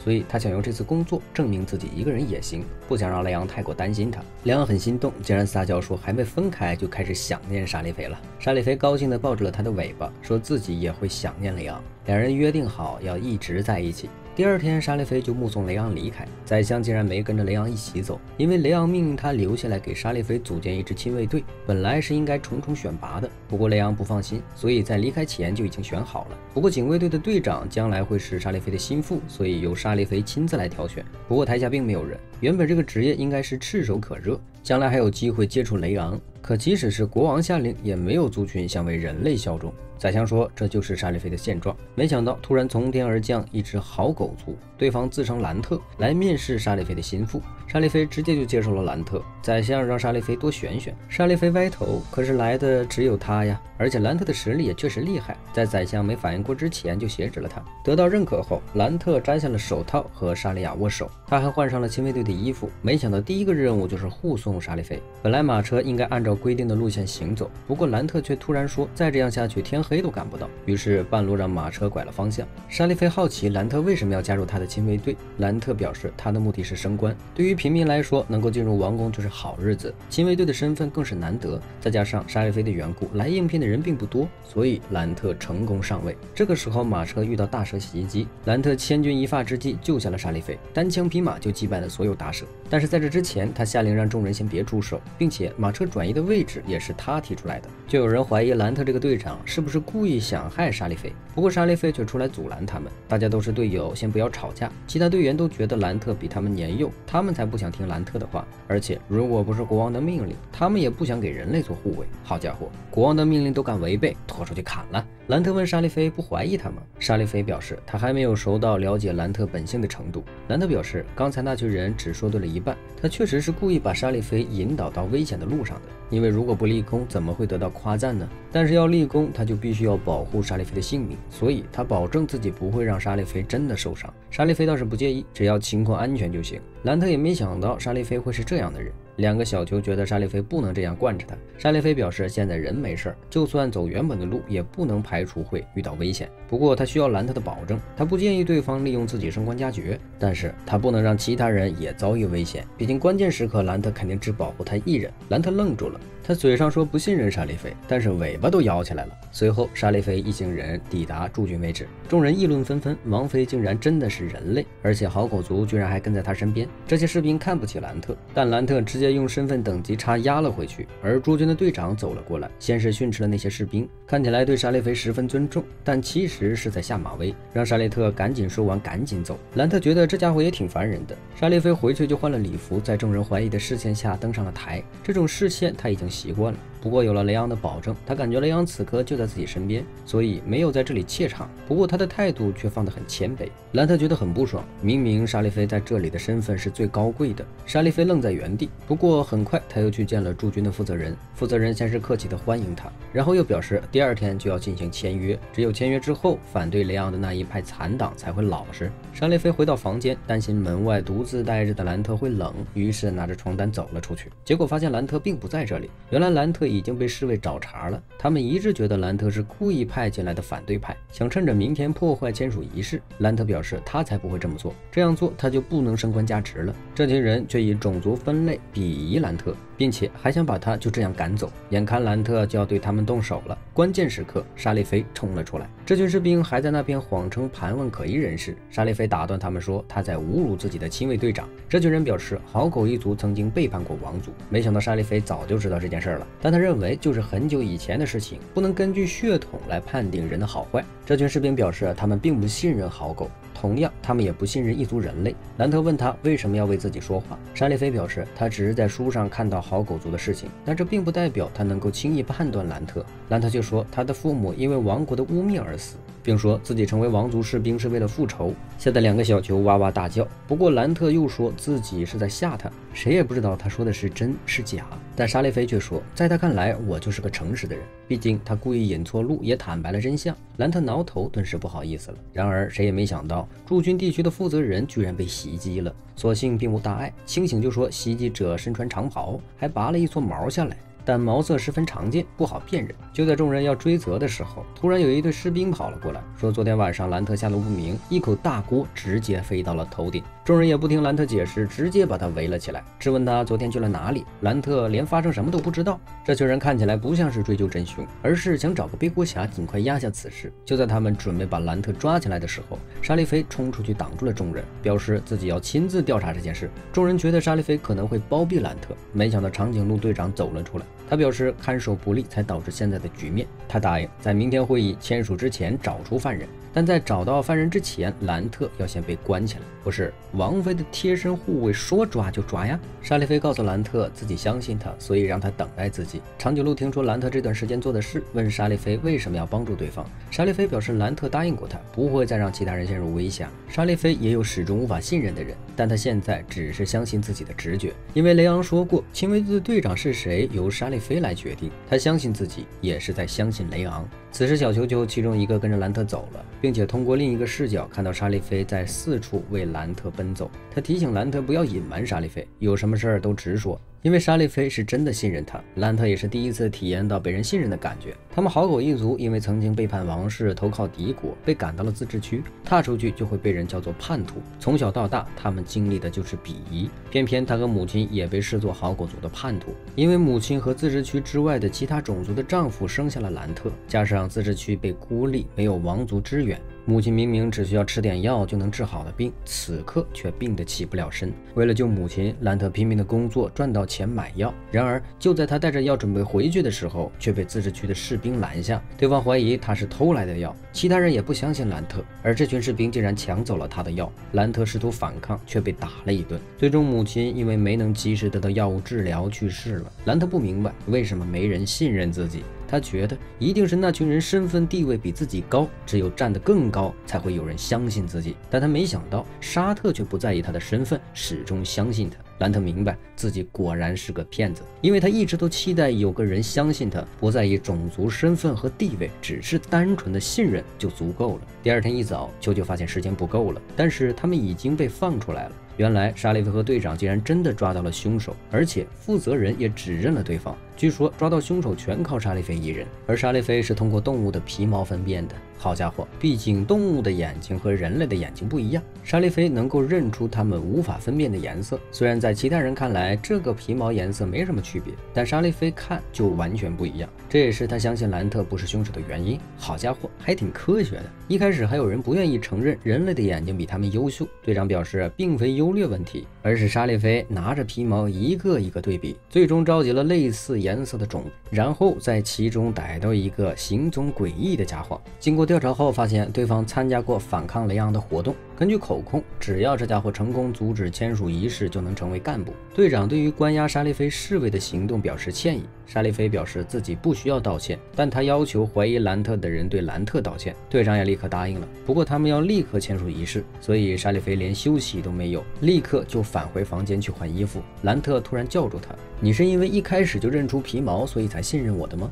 沙利菲表示倒也不是因为这个原因，不过幸亏他是人类，所以才能分辨皮毛，直接把兰特给拿捏了。之后沙利菲完成了签署仪式，他问队长为什么相信自己。队长表示身为尊贵的王妃和人类，竟然愿意为了魔族四处奔走，他很佩服这样的人。沙利菲很高兴，表示希望下次再见到他。不过队长却说可能有些遗憾，因为这次犯人突然潜入，是从他下属看守的地方跑走的。之前他的下属污蔑兰特，恐怕也是为了掩饰此事，而他竟然没有及时发现。情况好一点是降级，坏一点的话可能就是革职了。兰特认为这和队长无关，队长却表示身居高位并不是只有享受好处，下属犯错他仍然要承担责任。沙利菲表示遗憾，但还是和他握手说再见了。兰特告诉沙利菲，他以前一直想爬上高位，是为了不让别人怀疑他，可即使登上了位置，仍然有人污蔑他。不过沙利菲却选择信任了他，所以他愿意对沙利菲菲这位王妃献上忠诚。之后，他们的车队返回王宫，老远就有一个犬族盯着。马车到达王宫，上面破破烂烂，宰相看得浑身冷汗。此时，莎莉菲下车差点没站稳，雷昂下意识的就想冲过去，但兰特先一步抱住了他。毕竟一路奔波都没有休息过，莎莉菲算是累晕的。雷昂也招待了兰特，宰相发现兰特对雷昂态度很一般，兰特连他都不搭理。他表示自己效忠的人只有莎莉菲，眼看两人就要吵起来了。雷昂一声咆哮，这才镇住了吵闹。兰特也被吓了一大跳，没想到雷昂却问他对血统感到自豪吗？兰特以为他在试探自己，不过他从来不觉得好口族的血统有问题，毕竟没有人会讨厌自己，都是被他人的言语和看法给左右的。现在他想明白了，所以他不会厌恶自己，只有莎莉菲可以命令他。雷昂点头，这才认可了他的身份。兰特有些不好意思，他也没想到自己能成为骑士。最近西伊公主非常担心远征军的队长，莎莉菲安慰他没关系，对方不是带了护身符了吗？而此时远征军的队长耶梦加德正在剿灭叛军，他的任务大获成功。回来后，雷昂就让他先休息。看到耶梦加德安全回归，西伊公主松了口气，但没想到会在走廊里遇见对方。耶梦加德甚至表示有话想对他说，宰相欲言又止。不过看到另一个大臣提着灯去了地下室，于是也跟了上去。谁料到耶梦加德找西伊公主竟然是为了把护身符还回去。什么？这对 CP 要 BE 了？其实耶梦加德已经明白公主的心意了，不过他觉得自己不合适，希望公主能够将护身符交给更重视的人。你小子，我真恨你是个木头。西伊公主哭得可惨了。莎莉菲了解这件事后也不明白为什么，公主觉得这或许就是耶梦加德的回答。莎莉菲也替公主感到消沉，毕竟他们可是朋友，而且自己磕的 CP 绝对不能BE，所以莎莉菲决定去问问情况。她还真的找到了耶梦加德，表示如果是耶梦加德直接拒绝，她也没办法。可如果不是这个结果，她希望耶梦加德得说说是为什么，毕竟这是公主亲手制作的饱含心意的护身符。耶梦加德叹气说这是他私人的问题，无法回答。没想到这个时候，兰特突然找到耶梦加德，问他要不要和自己决斗一场。听到这个消息的公主都傻眼了。耶梦加德表示他效忠的是兽王，兰特不应该也效忠兽王吗？为什么他们俩要刀剑相向呢？兰特摇头，他效忠的只有莎莉菲。既然耶梦加德不愿意回答，那他就要打败耶梦加德，让耶梦加德回答莎莉菲的问题。正好雷昂过来同意了兰特的挑战，毕竟他也想看看莎莉菲亲卫队队长的实力。兰特和耶梦加德打了起来，雷昂就看出了问题了。不过兰特到底不是久经沙场的耶梦加德的对手，很快就落了下风，被一记扫堂腿给放倒了。耶梦加德离开后，公主又找上了他，并且送上了疗伤的药物。原来耶梦加德一直瞒着下属，几乎没有人知道他手臂受伤。不过雷昂看出来了，并悄悄告诉了莎莉菲。莎莉菲把消息告诉公主，怀疑耶梦加德受伤了，所以公主带着疗伤药找到了耶梦加德。她先是替耶梦加德包扎伤口，又问对方是不是因为这个原因才将护身符还给他。他觉得是自己的护身符没起到作用。耶梦加德摇头，他说将护身符还回去是为了不让公主像现在这样难过，因为自己在这次任务中受伤了，没有回报公主的期待。只要自己拿着护身符，要是受伤了，公主一定会难过，所以他才将护身符还了回去。这和莎莉菲对公主说的猜想是一样的。公主表示以后她一定会坚强起来，希望耶梦加德继续将护身符带在身边。耶梦加德这下才收回去。兰特莫名其妙地吃了口狗粮，他表示莎莉菲身边的人还真是奇怪，亲卫队是自己这个好狗族，闺蜜是蜥蜴族公主，仆人是独眼族，就连圣兽都是一只小胖鸟，就连他自己都只是个人类。莎莉菲觉得怪怪的，也没什么不好，希望有一天大家都变成这样。虽然种族不一样，但归根结底并没有什么区别。而此时莎莉菲和分开的休克也在人族和魔族的边境拯救人类。这天他听说魔族诱拐小孩，立刻冲过去救人，没想到救下的竟然是个魔族的小孩，一只叫马洛的小穿山甲。因为是小孩，休克实在无法下手，准备放他一马。没想到马洛表示自己是被拐来的，并不知道要怎么回去，也很感谢休克救了他。没办法，休克只好把他送到国际线边缘。马洛对他说了声谢谢，休克觉得奇怪，魔族怎么会对人类道谢？马洛却说母亲教过他，对自己好的人就要说谢谢，难道你们人族不说的吗？休克无言以对，明明是魔族，却活得和人类一样。他刚要说什么，就发现小孩又不见了。休克以为他又被抓着了，结果马洛正在旁边看花，他感慨人类竟然住在这么漂亮的地方，太羡慕了。妈呀，这小穿山甲也太可爱了，啃一口。休克问他为什么魔族也会抓走魔族。马洛表示，最近有很多小孩都会被魔族抓走卖给人类，说是用来做标本或者是杂耍，很受欢迎。马克不敢置信，这些抓小孩的魔族竟然是人类雇佣的吗？人类把魔族当作玩具，简直就像他当年和妹妹一样。想到这里，休克忍不住的就想吐。马洛担心他出问题，结果刚靠近就被休克给甩飞了。不过他一声不吭，也不说疼，竟然再次靠近休克，对他伸出了2只小手。因为母亲在他难受的时候也会这样抚摸他，但是休克说不让他靠近，所以他只能远远地伸出2只爪爪。没想到这个时候竟然有人类追了过来。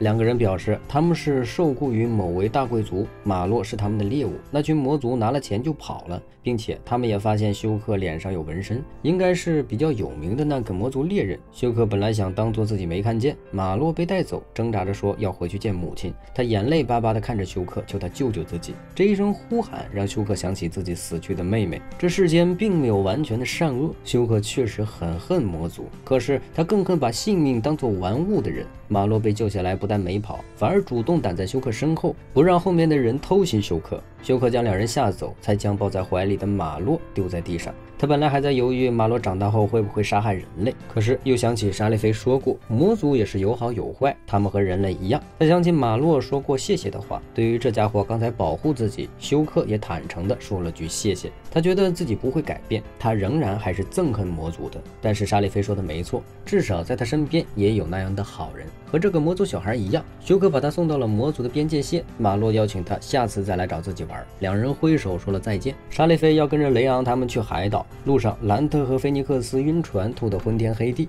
沙利菲有些心疼，不过能来海边他也挺开心，毕竟这次他是和雷昂一起行动的。但是宰相没有跟过来，雷昂让他留守在王宫，因为收到了宰相的汇报，近期不少反抗王室的种族似乎消停了不少，看起来似乎是一件好事。可好几个没联系的组织突然同一时间停止行动，很难不怀疑他们是不是在背后策划来个大的。雷昂表示这次他们出行只是为了建交，沙利菲没有什么特别需要做的任务。不过沙利菲感慨，要是自己有惊人的美貌就好了。乖乖，你是否对你的白毛有所误解？果然在雷昂看来，沙利菲就是最漂亮的，白毛就是最刁的。沙利菲被夸得面红耳赤。与此同时，宰相收到了最新消息，立刻让人传信给寿王，上面通知雷昂立刻返回王宫，不过具体情况还不能说。可是出席邻国建交也很重要，沙利菲提议由自己来代行责任。不过雷昂不同意他过去，甚至态度难得变凶。沙利菲并没有生气，他表示雷昂说过自己可以按照心意行动，既然2方都对雷昂很重要，那自己就更要帮助雷昂了。最终雷昂才同意沙利菲独自去建交，但在他的戒指上留下了保护的魔法，并且在走之前告诉兰特一定要保护好沙利菲，随后就骑着圣兽离开了。而沙利菲看着他的背影，明显的能感觉出雷昂的不安，这让他的心中也有些慌乱。雷昂前脚刚走，失去了1只耳朵的白色狼王乘坐的黑色圣兽路过海面，就看到属于王室的船只。此时船上唯一的主人只有沙利菲，这家伙一跃而下，告诉所有人自己是白狼王，即将会成为魔族的新王。他的手下已经从多方朝王室发起攻击，而他早晚会咬断雷昂的脖子上位。沙利菲这才知道雷昂突然回宫的原因。白狼王问众人船上地位最高的是谁，他要抓走那个人，然后登基吃掉这个祭品。船上的侍卫咬死不说，眼看白狼王就要在船上开启一场大屠杀，沙利菲立刻挡在众人面前。白狼王的队伍从各地开始进攻，雷昂回来就下令让部队去支援。宰相劝他留军队在王宫内部，毕竟对方的目标一定是王室，但雷昂担心人员不够，民众会受伤，想一个人驻守王宫。不过宰相却提出另一个方案，他表示自己会离开王宫，亲自指挥军队。其他大臣都很惊讶，宰相竟然要离开王宫。而白狼王知道菲利亚竟然是王妃后，哈哈大笑，觉得这样的事情根本不可能。不过沙利菲却反问他，既然要谋反，连王妃是人类的消息都不调查吗？况且他一个人类，如果不是王妃，为何能好端端的在这艘船上？沙利菲说，白狼王可以带走自己，但要求是不能杀害船上的其他人。白狼王认为人类没什么价值，但沙利菲却表示雷昂爱的人是自己，这个价值比其他的所有都贵。反手给白狼王喂了一口狗粮。如果他无视自己对其他人动手，白狼王一定会嘲笑，自诩为王却以貌取人，看不出一个人真正的价值。白狼王觉得他的宿敌不可能对人类动感情，不过旁边的黑狗告诉他，沙利菲说的话应该是真的。他当时亲眼看见沙利菲带着护卫队去驻军点的，的，所以白狼王决定抓走沙利菲。沙利菲很愧疚，利用小林对他的感情做这种事，可是他必须要保全船上的其他人。然而就在白狼王准备带走沙利菲的时候，兰特终于从晕船的状态中缓过来了。他本来想把沙利菲救下来，然而那条黑狗竟然能动用魔力操控飞刀，兰特猝不及防被刺穿肩膀，眼看这家伙就要痛下杀手。沙利菲突然开了闪现，挡住了攻击，并表示自己跟着离开的代价就是不能伤害其他人。白狼王这才放过了兰特。不过兰特不愿意让沙利菲就这么离开，沙利菲以王妃的身份下了命令，让兰特回到王宫，听从雷昂的指挥，并且在走之前让菲尼克斯治愈了船上其他的伤者，还给2个球球留下了转告雷昂的话。兰特非常懊悔自己保护不了沙利菲。另一边，宰相本来指挥队伍，突然收到下属的消息，开战的事情被民众知道了，一大部分民众涌到王宫门口，看起来非常不安。宰相这边刚下令稳固民心，下一秒球球他们就跟着队伍回来了，并且汇报了白狼王的情况，还说沙利菲被抓走，将来可能会被当作祭品吃掉。雷昂听到消息后，立刻就要去救人。宰相总觉得白狼王的名字有点耳熟，不过他还是先拦住了雷昂。雷昂现在必须要留在王宫稳固人心，否则结果可能会变得非常糟糕。雷昂无法忍受，如果白狼王是他认识的那个家伙，那对方肯定会无比憎恨自己。他不敢想象沙利菲落到这家伙手里的结局。雷昂让宰相立刻让开，宰相表示除非他先杀死自己，毕竟他不打算侍奉其他的国王，而雷昂离开很有可能导致国家出问题，这样还不如由雷昂先杀了他。多年情谊摆在面前，雷昂也只好忍住愤怒坐回去。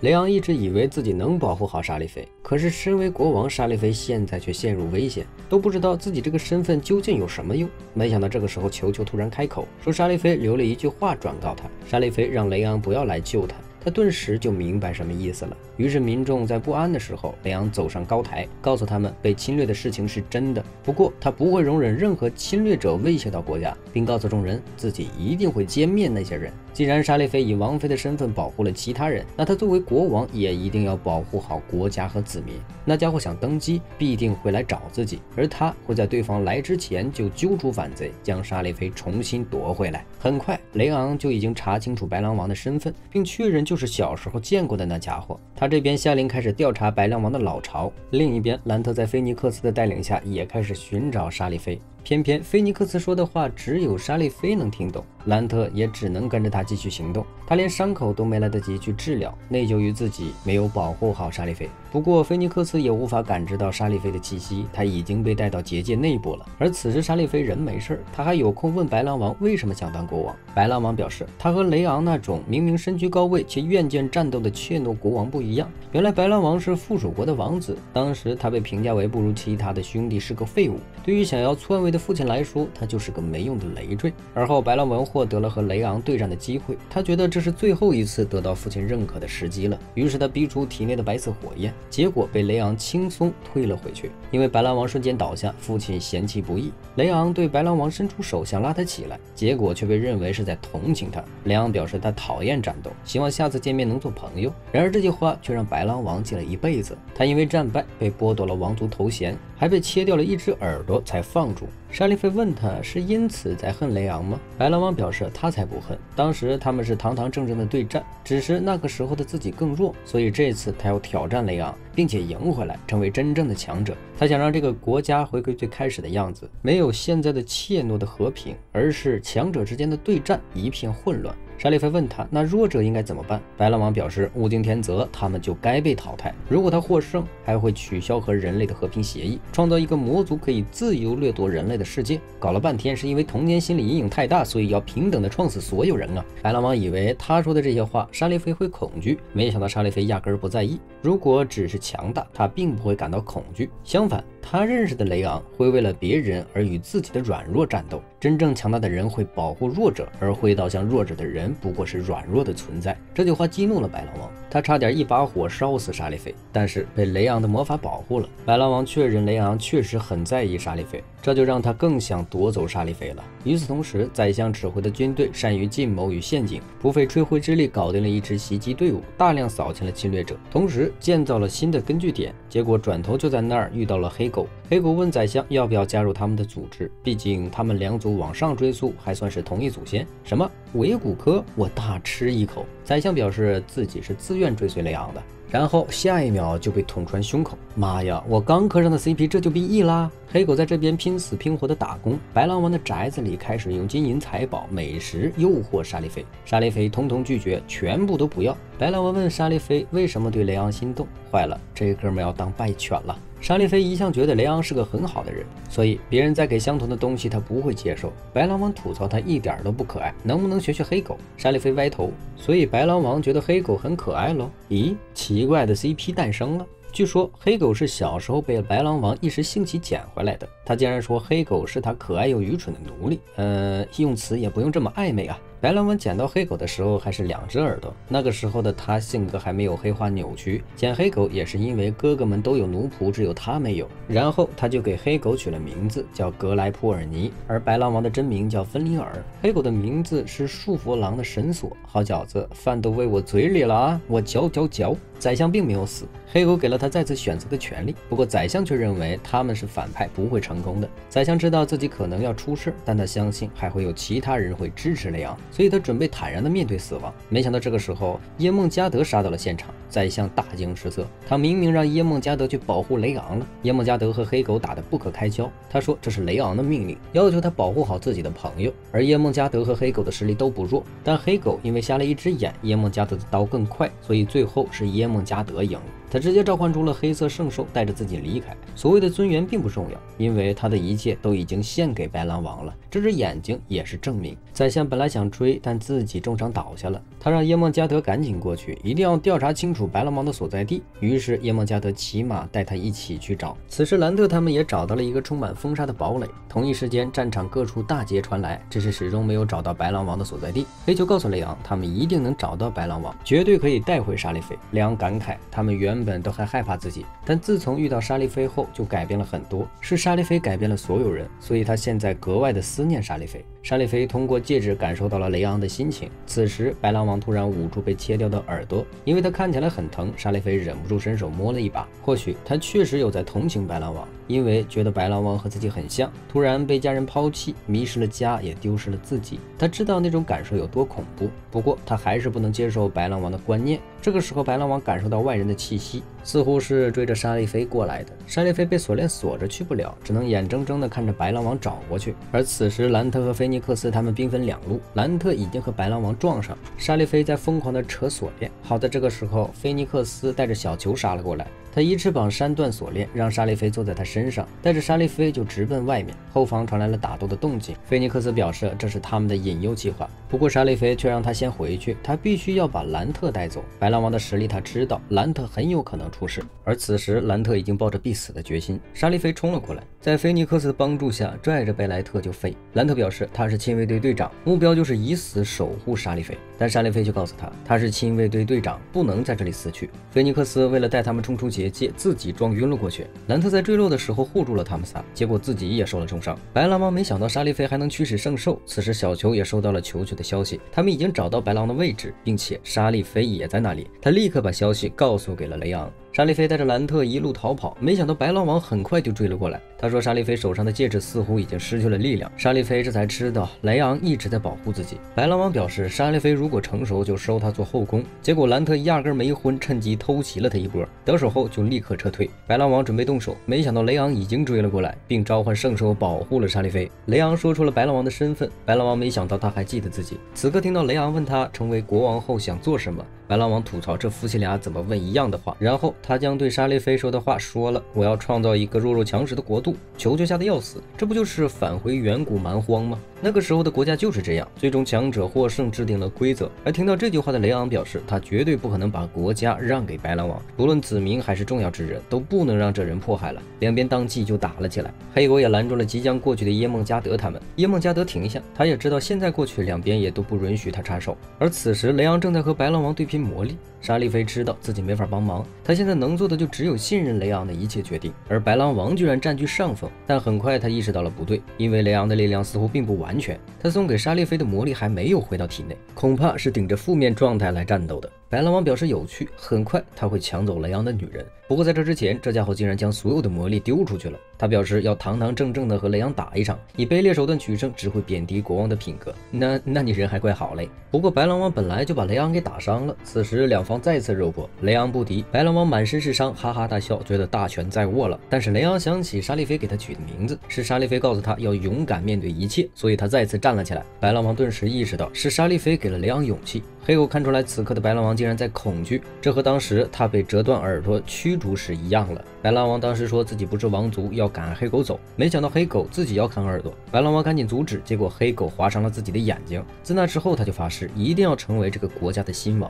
此时雷昂和白狼王再次冲刺，本来两方就已经身受重伤，但这次雷昂占据了上风，沙利菲扑向雷昂，没想到那家伙竟然再次站了起来。沙利菲很担心雷昂的情况，但雷昂知道自己必须亲手杀死白狼，作为国王才能制裁侵略者的罪。没想到黑狗比他先一步捅死了白狼王，宰相都没想到他会这么做。黑狗表示这就是他最后的任务，在白狼王战败后，不要让他死在敌人的手里。同时他觉得自己生存的意义也不存在了。黑狗带着白狼王的尸体离开了，雷昂也身负重伤，宰相来不及追击，只能赶紧返回王宫治疗他。与此同时，兰特的性格改变了很多，在耶梦加德的指导下开始训练。宰相听他说了沙利菲说的话，护卫应该活下来见证王的统治。他愣了一下，耶梦加德也认可了兰特，让他养好伤再训练。同时沙利菲在照顾雷昂的时候发现他恢复成了人形，我勒个豆，美颜暴击啊！关于白狼王的通缉也没结束，但雷昂却说他们不会再出现了。原来在黑狗离开前，雷昂问他自己和白狼王战斗他不恨吗？黑狗说这场战斗是白狼王多年的夙愿，也是诅咒，如今看到他解脱也挺好。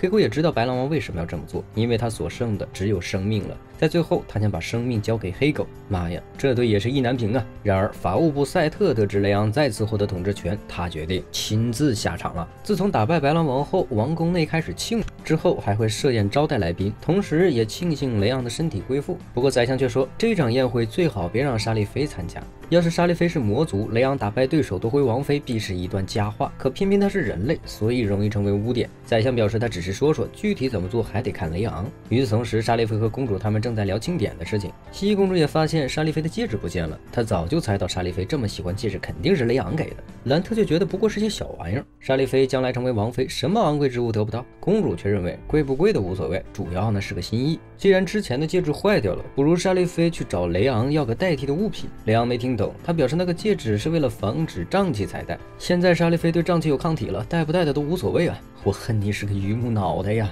沙利菲问他还记不记得给他戒指时说的话，雷昂却带着他来到一棵巨树下的山洞。原来这棵树一直被隐藏，沙利菲戴的戒指也是这个树上的果实变的。虽然在结界之下，但树一点事儿都没有。据说这里以前也是青山绿水，所以被当做了圣地。因为有结界保护，只有获得力量的王族和一部分神官才能解开。他带沙利菲来这里是因为沙利菲的眼睛和这里的水一样清澈，然后又给沙利菲左手无名指戴上了戒指。沙利菲曾经告诉他，在这个位置戴上戒指是相伴一生的意思。沙利菲有些开心，他竟然还记得。雷昂表示现在这个还是道具，然后又抽了圣水和魔力放到戒指里。雷昂说现在这个才是真真正正的誓言。那沙利菲哪里扛得住这种攻势啊？雷昂还邀请沙利菲明天在宴会上站在自己身边，作为正室也是唯一的王妃候选人。但是沙利菲拒绝了这个提议，他说其他人会觉得不满。雷昂表示他能镇压这些声音，但沙利菲却认为这不是杂音，就是生活在这个国家的子民的话语。他很高兴雷昂有这份心情，和自己要成为和雷昂相配的王妃，而不是让雷昂镇压所有的舆论。他让雷昂再等自己一段时间。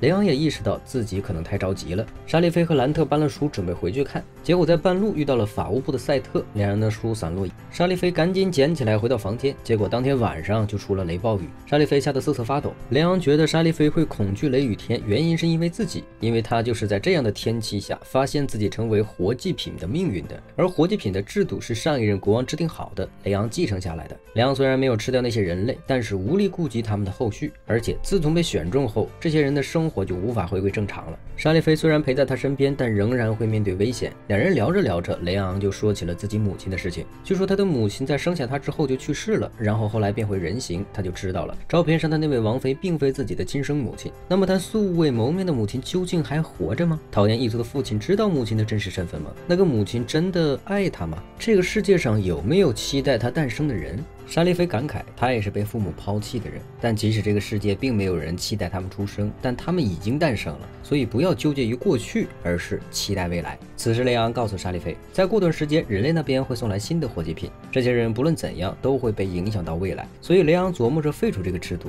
但是从上代继承的臣子一定会反抗，但是这份憎恨不应该继续延续。雷昂希望能够恢复人族和魔族的正常交流，他想制定互不侵犯的条约，不论身份种族，一旦跨过国境，两方国家均不会保证此人的生命安危。他准备派遣一位使者过去，但是使者的生命不能得到保证。对于魔族来说，人类也是很危险的存在。此时沙利菲突然提议，这个任务非常适合自己去。第二天，雷昂在会议上提出这个条件，果然得到了一众大臣的反对。雷昂告诉宰相，他的目的是建立新的交涉。其他大臣表示，好不容易打赢胜战，现在突然表示要和人类平等相处，平民们肯定不能接受啊。兰特吐槽，大战结束那么久了，平民压根没见过人类，不能接受的明明就是这群大臣，他们压根就没听见平民的声音，就代表人家说话了。沙利菲带着兰特先离席了。兰特走前还表示，沙利菲要去人类世界，那他也要去护送。他也知道事情并不是这么简单就能搞定的。果然，雷昂表示没能谈妥，不过宰相说想单独见见沙利菲。沙利菲刚到那边就模仿宰相吐槽卫生环境，宰相不防，但很快他又冷静下来，问沙利菲真的觉得魔族和人类能互相理解吗？沙利菲并没有说过多的阐述，他的回答是可以。宰相问他能承担起作为人族和魔族沟通的桥梁吗？沙利菲笑眯眯，哎呀，没有那么伟大了。宰相无语，觉得无法沟通。沙利菲告诉他，其实宰相讨厌的并非人类，而是他。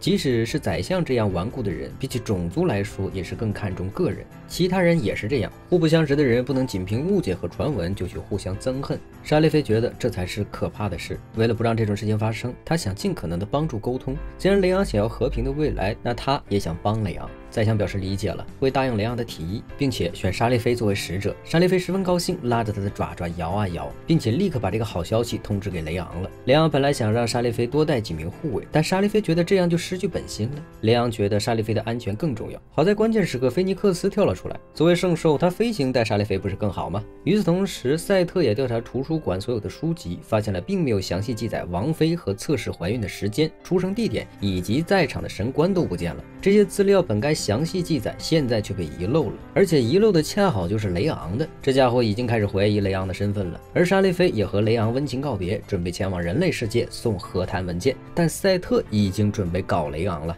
沙利菲来到人类的都市，这里曾是他的故乡。沙利菲在路边被商贩缠上，好在有骑士替他解围了。这位自称是王国的退魔骑士团团长欧瑟罗特，他认为沙利菲是来朝圣的，热心的给他指了圣殿的位置。结果却听沙利菲说他是来见国王的，并表示自己是魔族的使者。下一秒就直接铁窗泪了。不过沙利菲并没有在意，只是将文件送到国王那里，那自己的身份就得到了证明。此时公主他们正在担心沙利菲，但沙利菲是人形，外表应该没关系。兰特却说不一定，要是沙利菲说自己是魔族使者，会被当成嫌疑人关起来。这小子说的还真准。公主觉得真正担心的恐怕是雷昂才对。当天晚上，团长表示他已经核对过祭品的身份，确认了沙利菲曾经确实是活祭品，相信他是来自魔族的使者。只是这里的人无法理解魔族的文字，所以他们不能将不知道的内容交给国王。但是听说边境有位女性在研究魔族文字，如果沙利菲能把人带过来翻译文字，内容无误，团长就会帮他把文件交给国王。沙利菲很好奇，那位明明被禁止却独自研究魔族文字的女性究竟是什么人？沙利菲一路走到村庄，就听他们称呼那位能看懂魔族文字的女人叫魔女。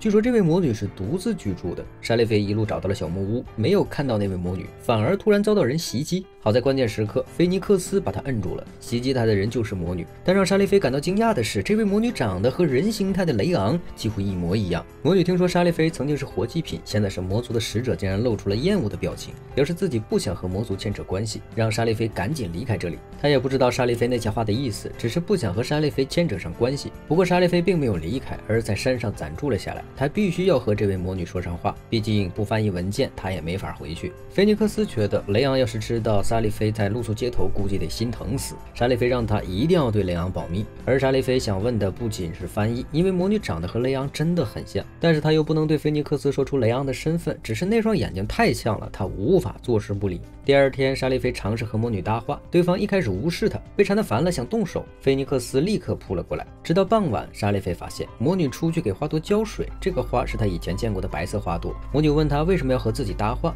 沙利菲希望他能告诉自己真名，毕竟他也不想用魔女称呼对方了。然而运气不好，这个时候又下起了大雨。突然山上跑来2个男的，想要毁掉这片花田。他们嚷嚷着魔女种植毒药，想毒死村里的人。沙利菲说这些话没有毒，但是2人根本不听，继续破坏花朵。沙利菲冲过去挡住，被他们当作魔女的下属。眼看2个人就要动手，菲尼克斯刚要飞出来，魔女却先杀了出来，将这2人赶走了。沙利菲道歉，魔女表示她只是赶走了害虫，如果沙利菲不走，她也会这么做，只是她不知道沙利菲为什么要这么保护这些花。沙利菲说，因为这些花的花语意思代表珍贵的回忆，他猜测这些花可能对魔女有很重要的回忆。这话一下让魔女想起了自己的竹马团长，当时她是魔女，被全村人排挤，但是团长却一直和她搭话，并表示自己将来会成为骑士团长。不过魔女没有相信他，还让对方别和自己搭话，以后也别来了。今天也是第一次听说这个花的花语，喜欢花朵也是因为团长送给了她这朵花。魔女突然问沙利菲想问她什么，沙利菲立刻问她叫什么名字。魔女似乎有些羞涩，她说她叫安娜。看到她这张和雷昂一样的脸，突然害羞的样子，沙利菲感觉自己也有点不好意思了，但很快发现原来是感冒了。安娜照顾了她一整天，直到晚上沙利菲才退烧。醒来的时候就发现安娜在看魔族文字写的书。沙利菲表示自己来的本意是想来找她帮忙翻译，而这本书是安娜女性先祖留下的。沙利菲好奇为什么是魔族文字，安娜倒是不在意以前的秘密，原来她那位女性家族曾经触犯了整个家族连同后人都要受灭世的禁忌，她身为人类却和魔族结合并生下了孩子。沙利菲愣住，难道这个孩子就是雷昂？与此同时，球球们正在把沙利菲看的书带回图书馆，正好在路上遇到了宰相。早上看到其中有本书似乎不太对劲。另一边，沙利菲问安娜是否有魔族的血脉，安娜表示她也不知道，她甚至不知道和魔族有关系的那位先祖后来怎么样了。但这本书确实记载了他们家和魔族的联系，不过书中记载的大多都是平淡无奇的日常生活。安娜表示沙利菲要是想要，她可以送给他，毕竟这本书她也打算处理掉了。明明只是一本日记，她也不知道沙利菲为何这么在意。沙利菲表示这里面的东西或许和他真实的人有关，而雷昂之前说过他想知道母亲是否爱他，期待他诞生。安娜听说沙利菲和魔族的国王恋爱，她的情绪是有些抗拒的，然后又问沙利菲找自己究竟要干嘛。沙利菲说明了请求翻译的想法，并表示想带安娜前往王都。与此同时，赛特再次前往图书馆，这次宰相就开始蹲点了，因为他发现球球的书不对，所以才来图书馆外蹲守。这些书原本只有神官长才能看，但上一代神官长却突然失踪，所以职位一直空闲，能有资格看这本书的人并不多，所以宰相很快锁定了赛特。这可是禁忌行为，一旦发现将会被视作为对王室的不敬和反叛。没想到赛特却反过来诱惑宰相和他一起去看，了解雷昂的真相。既然你都自主的选择效忠雷昂了，难道就不想知道他的真实身份吗？当宰相质问时，赛特却说他还没有找到实质性的证据，但他怀疑雷昂隐瞒了一个重大的秘密。宰相知道自己不该去怀疑雷昂，可是赛特说的有鼻子有眼，这让他有些犹豫。另一边，安娜见到了团长，原来团长上次送花被拒绝后再也没有出现过。安娜以为对方是被气走了，团长却说他是自愿来王都的，想着不断变强才能把安娜从村子里接出来。正好沙利菲送到他眼前，团长觉得沙利菲不会用异样的眼光看安娜。团长表示自己已经变强了，一定能保护好安娜。想问安娜她眼中的自己变得怎么样了？不过在安娜看来还是和以前一样呢，毕竟她以前本来就喜欢团长，只是碍于身份不敢说罢了。双向暗恋，磕了。在安娜的帮助下，文件成功翻译。团长拿着文件去见了国王，得到许可，两人就有资格面见了。安娜看出沙利菲有些紧张，她也知道沙利菲活祭品的身份，并告诉他成为活祭品都是因为国王的命令，如果是自己一定会去复仇。他让沙利菲堂堂正正的去见国王，要是对方还欺负他，自己一定会帮忙揍人。沙利菲去见了国王，国王表示文书上的印章没错，但是这么重要的事不是他一个国家能够决定的，所以他打算在7天之内召集其他国王一起商讨这件事情。为此他需要一点时间，需要沙利菲帮忙转告这件事，同时他也想从沙利菲那里知道魔族的生活。他们国家为了一时安宁，强迫弱者付出了牺牲作为代价，他也有责任了解魔族的生活。沙利菲将自己的见解说了，他说魔族和人类其实并无区别，只是长相不一样罢了。魔族也有喜怒哀乐，兽王人也不错，大家都平凡的努力生活着。沙利菲担心自己礼仪不够格，团长却惊讶沙利菲竟然不生气活祭品的身份。更让他惊讶的是国王的态度，国王平时对外都是很严厉，从不示弱，但对活祭品却十分愧疚。团长觉得虽然需要时间，但这个计划应该能成功，人类和魔族能正常交往的那天一定能到来。沙利菲很高兴能够传达雷昂的想法。赛特拜托宰相转交给雷昂一个提案，并且在其中隐瞒了赛特的参与。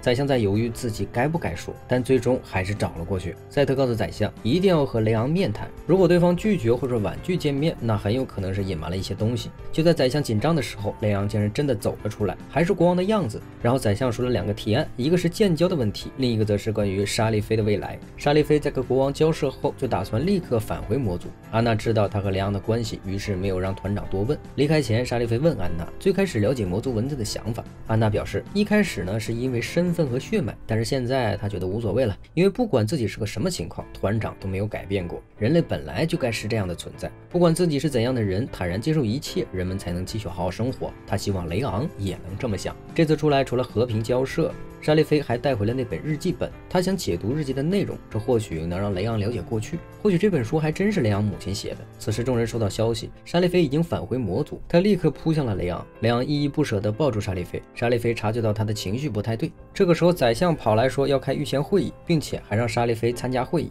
沙利菲本来有很多事情想告诉雷昂，但是日期还没有解读出来，所以他不打算将不确定的事情说出来。然而会议上，沙利菲越发觉得雷昂情绪不对。此时宰相说要废除活祭品的制度，并且和人类和平建交，这个事情要对外公开，并且宣称是沙利菲做的，毕竟要执行计划，早晚会隐瞒不下去。而且公祭发出后，宰相会正式认可沙利菲的王妃身份。兰特表示不能高兴得太早，因为最后一个条件是人类弹劾成功。兰特总觉得这里面有陷阱，宰相明明不想承认沙利菲的身份，他还提出这样的条件，这是真心的吗？说不定还会悄悄在背后找茬。公主觉得沙利菲一向很努力，宰相可能嘴上找麻烦，但心里已经认可了沙利菲。不过求救他们都觉得不可能。兰特敏锐地察觉到王宫中有硝烟味。这天宰相正在拉着雷昂开会，沙利菲匆忙跑了过来，做出了一副祸国妖妃的样子，表示自己想出去玩，让雷昂赶紧带着自己离开。没想到宰相却说雷昂明天要筹备活动。不过雷昂很快带着沙利菲走了，他表示筹备已经到了末期，有没有他都可以。雷昂明白沙利菲是为了引自己离开，不过正好他也有话对沙利菲说。两人来到圣树下方，沙利菲总觉得雷昂似乎有话要说，他带着沙利菲来到洞窟深处。原来这里只有拥有魔力的人才能看到漂亮的山洞，沙利菲只能看到黑色的岩壁，还是雷昂释放了魔力才能看见。沙利菲感慨，等两方建交之后，雷昂就能以任何身份出现，到时候他就可以好好欣赏真正的夜空了。所以明天的庆典对他来说很重要，不仅是为了两国建交，还有就是他和沙利菲的未来。沙利菲抱着他说，不管如何自己都会陪在雷昂身边。庆典当天，收到和平建交消息的子民也来看了。耶梦加德觉得最近王宫不对劲，最该防备的恐怕不是外人。宰相记得赛特说过，祭典当天他要消失一段时间，并保证不会对王做什么，前提是雷昂真的是王。而此时雷昂走到众人面前，宣布了要和人类和平建交，下方议论纷纷，开始讨论雷昂是否真的要娶人类做王妃。然而就在雷昂准备宣布沙利菲就是使者时，突然发现自己的魔力失控了，赛特这个逼竟然解开了结界，一瞬间雷昂就恢复了人形。宰相在后方露出了不可置信的表情，所有人都没有想到会这么突然。沙利菲已经骑着菲尼克斯一把拽起雷昂撤退，兰特立刻将球球丢了过来。好家伙，因为球球和小球有心灵沟通，所以他俩算是远程终端通讯工程。宰相立刻找到赛特问责，他觉得赛特用了禁忌的魔法将雷昂变成了人类，但赛特却说他没有对雷昂用魔法，只是让覆盖在魔族上空的瘴气暂时消散了。毕竟雷昂以前总会在结界消失的那天进入地下室，所以他想确认雷昂的身份。宰相不敢置信，难道刚才那副模样才是雷昂的真实身份？就在兰特准备去找沙利菲的时候，突然有士兵挡住了他们。耶梦加德觉得此时不是内讧的时间，让大家先去宽慰民众。没想到赛特突然站了出来，他表示自己是代理国王，并且受到了宰相的委托，说雷昂是个赝品，因为他身上流着人类和魔族的混血。但是在历史的记载中，并没有前代魔王和人族的结合历史，所以雷昂恐怕是连王族血脉都没继承，是个彻底的假货。本来我还在想这件事该怎么解决，听到你说这话，想想沙利菲带回来的日记，突然就放心了呢。赛特造谣说雷昂是假货，然后还想娶人类做妃子，就是为了让人类的血脉混淆王族血统，并且直接把雷昂打成魔族的敌人。所以他作为代理国王，立刻下令活捉雷昂和沙利菲。沙利菲把雷昂带到了昨天来过的山洞，他知道现在最慌张的应该是雷昂，所以他必须得振作起来，才能让雷昂冷静下来。他披着斗篷来到外面观察情况，天空上的结界突然消失，很不正常。菲尼克斯一眼就看出有人在背后动手脚。沙利菲感觉肚子饿，本来打算去周边城市找找食物，结果刚到门口就听见一些队伍突然开始分开大人和孩子。赛特竟然在搞种族阶级制度，强行把种族平等主义给抹除了。好小子，你搞这个生怕别人不造反呀！民众当然不愿意啊，毕竟雷昂继位后，他们的日子好不容易过好一些。现在赛特一上位，一边嚷嚷着雷昂是假货，一边又给其他种族分成3、6、9等，瞬间就把本来和平的民众搞得分崩离析。看到下等种族碰到士兵，这些士兵就要打，沙利菲冲过去保护了那个孩子。他告诉众人，雷昂从来不是什么人类国王，他分明就是魔族的国王，只是身体里也有人类的血脉。为什么他们就不能明白这件事呢？一看沙利菲差点动摇人心，几个士兵要攻击他。好在关键时刻，兰特赶到了现场，但是现场的魔族似乎还是很排挤人类。不过刚才沙利菲救的小孩却想道谢，但母亲不敢让他靠近沙利菲。无奈兰特只能让沙利菲离开，并且将王都的事情先说一遍，怀疑赛特是早就谋划好了。兰特说赛特污蔑雷昂没有王室血脉，并表示唯一有继承权的人是自己。耶梦加德不相信，毕竟赛特根本就没有王室血脉。赛特表示是有历史记载的，他是前任国王和侧室生下的孩子，还说自己的母亲血脉更高级，所以无法对外公开真相。有大臣拿出了记载，并表示有神官的签字，也就是说眼下的血脉只有赛特一个人，所以他成为国王是理所当然的。耶梦加德不敢置信，因为宰相竟然站在赛特背后。你这家伙不是说了侍奉的人只有雷昂吗？现在又改口说自己侍奉的人只有真正的国王。耶梦加德上去就给了他一拳，你这样和一开始的想法不是完全违背了吗？耶梦加德侍奉的人只有雷昂，他效忠的从来不是血脉，而是雷昂这个人。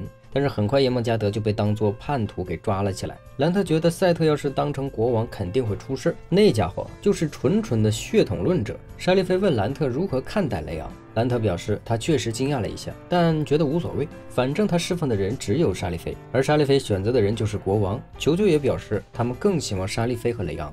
沙利菲感动不已，并不是所有人都放弃了他们，他知道现在不能再躲下去了，只有雷昂能够终止魔族内斗。但是他们也确认了雷昂的真实身份，而证明雷昂身份的日记本正好被他带了回来，现在被藏在王宫只有他一个人知道的地方。因为非常重要，所以他没有擅自调查，只能拜托兰特回去帮忙找来。沙利菲返回洞窟，将赛特的情况告诉给了雷昂，并告诉雷昂，他坚信只有雷昂才能阻止赛特。如果能查明雷昂的身份重新出现，一定会有人接受雷昂的真实身份。雷昂表示自己的血脉并不重要，如果暴露的话，恐怕无法保护这个国家，也保护不了沙利菲。他想带着沙利菲一起前往人类世界。而此时正有士兵嘲笑耶梦加德，觉得他一个区区的爬行种怎么可能当上队长，一定是和有人类血脉的假货串通了。蜥蜴公主一个闪现把他砸晕了，并且立刻打开监狱大门。他知道耶梦加德一定会去找雷昂，他想一起跟过去，因为现在沙利菲和雷昂正在一起，而蜥蜴公主也只承认雷昂一个国王。耶梦加德想了想，还是决定带上公主。雷昂说，如果前往人类王国，他们就不用隐瞒身份生存。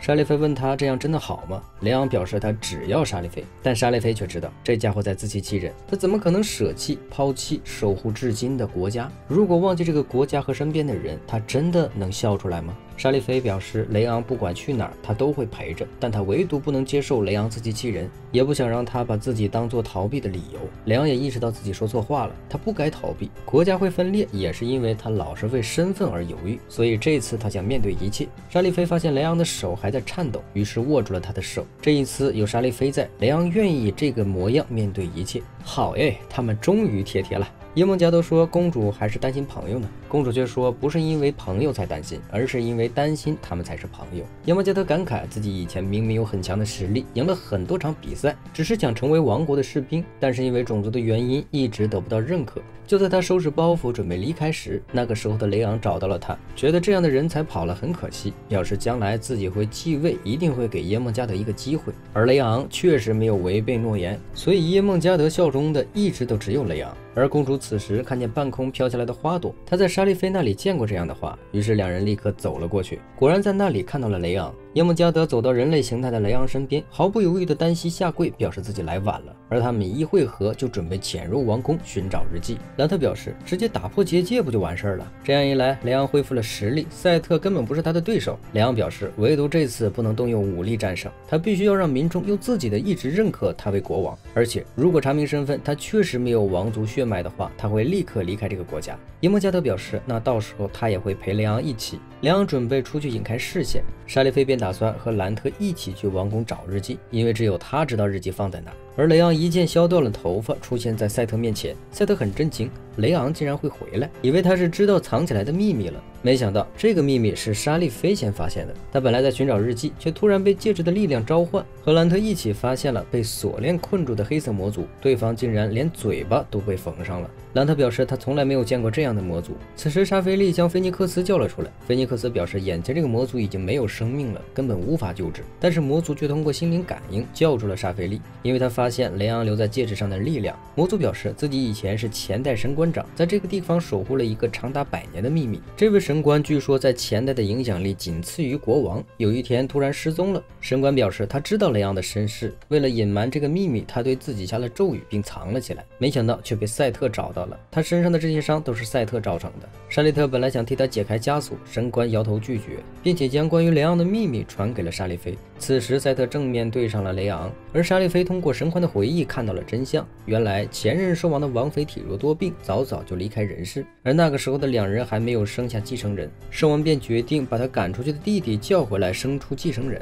原来前代兽王是一对双胞胎兄弟，但是王族的规则只能养最有前途的一只，所以刚出生的弟弟就被驱逐了王宫。而那件事只有神官和兽王知道。神官在寻找兽王弟弟时，才惊讶地发现对方在和人族大战的时候前往了人类的地盘，并且在那里和人类的女子生下了孩子。没错，那个孩子就是雷昂。而雷昂的父亲那时已经去世，出于无奈，神官只能带着刚出生的孩子离开了他的母亲，并且对外宣布王妃在生下雷昂后便去世了。因为王妃拼死生下继承人，所以雷昂很快就被接受了。可是先王始终无法接受继承人是人类的孩子，最后郁结于心病逝了。也就是说，雷昂确实有王室血脉，也是人类的孩子。莎莉亚非常感谢神官守护了这么重要的秘密，而此时神官告诉他还有一件事，原来是为了雷昂，他的命运已经改变了。说着，他将额头的宝石赠予了莎莉菲，随后不死之术解除了，神官烟消云散。另一边，赛特欺负雷昂，此时没有魔力，强行将他抓了起来。就在他提到要杀死莎莉菲时，雷昂竟然挣脱了束缚，不过他很快又被抓了起来，然后发现王国起了内乱。赛特表示他会让魔族变回种族阶级，并且说雷昂是为了掩盖自己的身份才搞出平等，而雷昂却反驳他从来不是为了掩盖身份，他只是为了创造一个让每个人都活出真实自我的国家，没有人能够选择自己的出生，他想做的只是让这些人能为自己骄傲。或许他没有资格做国王，但赛特绝对不是最好人选。如果没有达到让所有人抬头挺胸活着之前，那么这个国家的国王还是他。赛特从小就被母亲告知有王室血脉，但是他和母亲长得像，所以没资格站在兽王身边，所以赛特一直嫉妒雷昂。雷昂疯狂挣扎，他没打算坐以待毙。此时匆匆赶路的兰特和莎莉菲却走进了宰相的陷阱。宰相提前布置结界，抽走了菲尼克斯和兰特的力量，让人把他俩带走。他问莎莉菲是不是来的第一天就知道雷昂是人类了。莎莉菲点点头，宰相更加难过，觉得自己一直在被隐瞒。他问莎莉菲，如果雷昂只是魔族形态，他还会在第一眼见到他时就爱上雷昂吗？莎莉菲很坦然道，不知道，毕竟没有相处过，谁能知道未来呢？此时雷昂浑身是伤，即使现在他是人类的模样，也不会让赛特破坏这个国家。这个时候，宰相把昏迷的莎莉菲抓了过来，赛特让他亲手处决莎莉菲，并表示莎莉菲和雷昂共同隐瞒了宰相，践踏了他的尊严。然而宰相其实刚才就问了莎莉菲，难道雷昂不是人类他就不喜欢了吗？莎莉菲表示并非如此，只是宰相给的前提太模糊了，因为在莎莉菲看来，魔族和人类的血脉缔结后才会有雷昂，他因为血脉的问题常年纠结，所以才会有现在的思想以及温柔的性格，这才是他喜欢的雷昂。此时宰相一刀刺穿赛特的手掌，魔法书掉落在地上，遏制雷昂的枷锁失效。莎莉菲冲过去接住雷昂，赛特问他要背叛自己吗？丞相冷笑，他可从来没有倒戈过，从一开始他就没有叫过赛特国王，他效忠的从始至终只有雷昂，只是对方不知为何变成了人类的模样。宰相被赛特重伤，眼看这家伙还要继续动手，关键时刻，莎莉菲之间建交的海族将军带着队伍赶到了，海军帮忙解决了外面的叛乱，城内的士兵立刻被召唤了出去。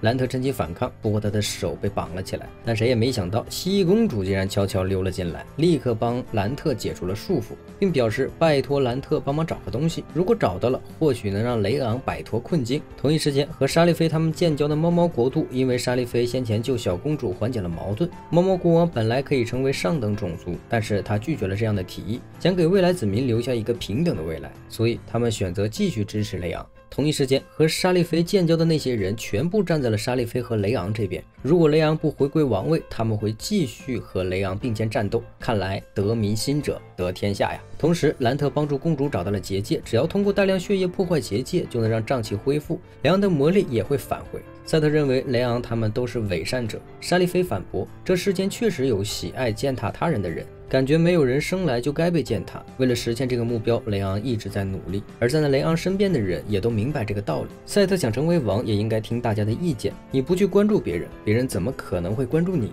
沙利菲的话触怒了赛特，他被赛特打下了高楼，雷昂毫不犹豫地扑了过去，幸亏结界裂开，雷昂恢复了魔力。雷昂恢复后，赛特根本不是他的对手，赛特认为他的伪装还是被割了下来，然而雷昂的实力却令人惊讶不已。要知道，他只有一半的王族血脉，却已经远超普通魔族了。雷昂表示，真正的力量并非来自血脉，而是一颗想守护所有人的心。可惜赛特不懂这一点，所以他没资格登上王位。赛特不听王八念经，他说雷昂口口声声说要守护子民，可为什么当初没有人守护他的母亲？因为自己生来就是这副模样，所以母亲没能成为王妃，在无人问津的情况下去世了。然后他在图书馆内得到了只有王族血脉才能使用的禁书，他想借此来证明自己的身份，没想到却触发了神官留下的宝石。众人听说竟然是先代神官，十分惊讶。然而神官却放出一个爆炸性的消息，原来先代国王除了王妃之外，确实还有很多侧室，并且和他们都发生了关系，可是不论如何都无法生下王嗣，所以先代国王确定自己无法生育，最终才把弟弟的孩子抱了过来。为了掩盖这件事，先代国王在其中一位侧妃怀上孩子后，便故意接住绿帽，还让神官在证明上签了字，这也是神官的罪行之一。然而那位侧妃却将臆想当真了，坏了，这下赛特变小丑了，骗骗兄弟们就行了，别把自己给骗了哦。赛特必须要证明自己，结果他却无法使用魔力了。雷昂告诉他，这是禁忌魔法的反噬，他这才知道自己一直坚信的东西原来是假的。一时间他都不明白自己究竟为什么才做这件事。沙利菲握住他的手，本来就不需要任何意义，不论怎样的姿态诞生，人最终只能成为自己，而这就是唯一的诞生意义。赛特突然想起母亲似乎也说过这句话，他意识到自己走偏了路。而宰相在疗伤后单独见了雷昂，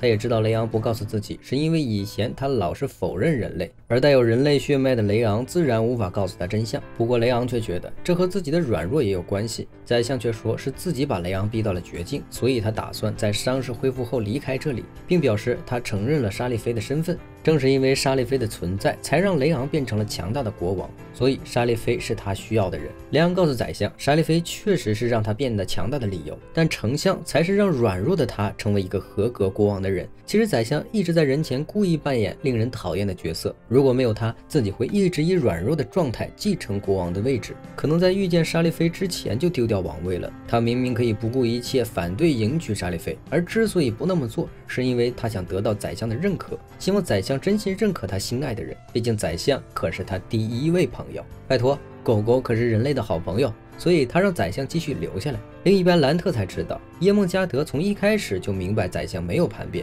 毕竟宰相那么高傲的人怎么可能倒戈？要知道雷昂可是他亲自决定效忠的，而他之所以动手，就是为了让赛特误以为宰相倒戈，顺便让宰相去记住追随赛特思想的那些人，回头好秋后算账。而沙利菲也将带回来的日记交给雷昂，日记中记载着雷昂母亲和父亲的相遇。那个时候的雷昂父亲身受重伤，因为被抛弃，本来准备等死，但只有在战斗中才能获得认可。可是他不想再伤害别人了，这和母亲所了解的魔族大相径庭。而当时雷昂的母亲因为拥有红色的眼睛，一直被村子里的人叫魔女，她能感受到雷昂父亲的痛苦，所以选择接纳他。可惜雷昂父亲并没有活太久，所以他写下日记，准备告诉孩子，你的父亲发自内心的期待你的出生，你是在父母的期待下来到这个世界的。看到这里，雷昂泪流满面，尤其是母亲还给他取了名字，意思是代表勇敢之心。你说巧不巧？沙利菲也是用这个意思给雷昂取的名字。于是雷昂决定不再隐瞒一切，并且打算让沙利菲和他一同出现。原本中断的大典再度举办，西伊公主手上留下的伤疤一直没有消除，她觉得这是帮助朋友的勋章。耶梦加德听说她出事后，便感谢公主的帮忙，称她这只手无比美丽，把公主迷得五迷三道的。找不到北。而雷昂走上台，告诉众人，坦白了自己人类血脉的身份。虽然已经证实了他确实有王族的血统，但他建立和人族的和平契约，并不是为了掩盖身份，而是因为沙利菲以活祭品的身份到来，但是却用了他的真诚和勇敢打动了所有人，包括他自己。为了不让其他人和沙利菲一样被家人抛弃，他也明白真正的美好国度是不让任何人为身份纠结，所以他让沙利菲走到身前，并告诉所有人，希望他们再相信自己一次，他一定会和沙利菲一起创造一个崭新的国度。下方的民众纷纷发出欢呼声。不久后，雷昂便和沙利菲举办了婚礼。穿上婚纱的沙利菲真的十分漂亮，两个人都有些不好意思。沙利菲在婚前决定告诉雷昂自己的过去，他从小在村庄长大，有父母还有姐姐，本来他的童年生活还挺幸福，直到知道自己是活祭品之后，比起反抗的烦恼，他觉得接受命运会更轻松一些。但后来他发现自己只是在逃避恐惧，可是在遇见雷昂后，一切都改变了。雷昂选择了他，所以他决定去直面一切。此刻他无比高兴，觉得能活到现在真的是太好了，无论过去多久他都会这么想。而沙利菲的婚礼，所有人都来了，其中也有休克。在所有人的见证下，他们走到了一块儿。数年后，两个球球疯狂的在追小孩，沙利菲和雷昂生下了的小白崽十分可爱。为了逃避宰相的授课，这小崽子一头扎进了洞窟，然后慌乱的变成人类形态跑走了。我勒个豆，犬夜叉！不过王国的大家已经习惯了他突然变成人类的样子。耶梦加德和公主看得十分感慨，要知道当年雷昂可没这个待遇，现在能看到小崽这么活泼，大家都很高兴。耶梦加德表示，要是自己有小孩，也想让他和小崽一样这么活泼。一时间两人都有些不好意思，最终小崽还是被抓了。不过比起上课，他更想听宰相给自己讲父母是怎么认识的。如今两人已经统治了王国，谁也没能想到昔日的活祭品少女，如今却成了一国之母。那么本期视频到这里就结束了，我是小白爆肝队4号机，我们下期再见了，拜拜。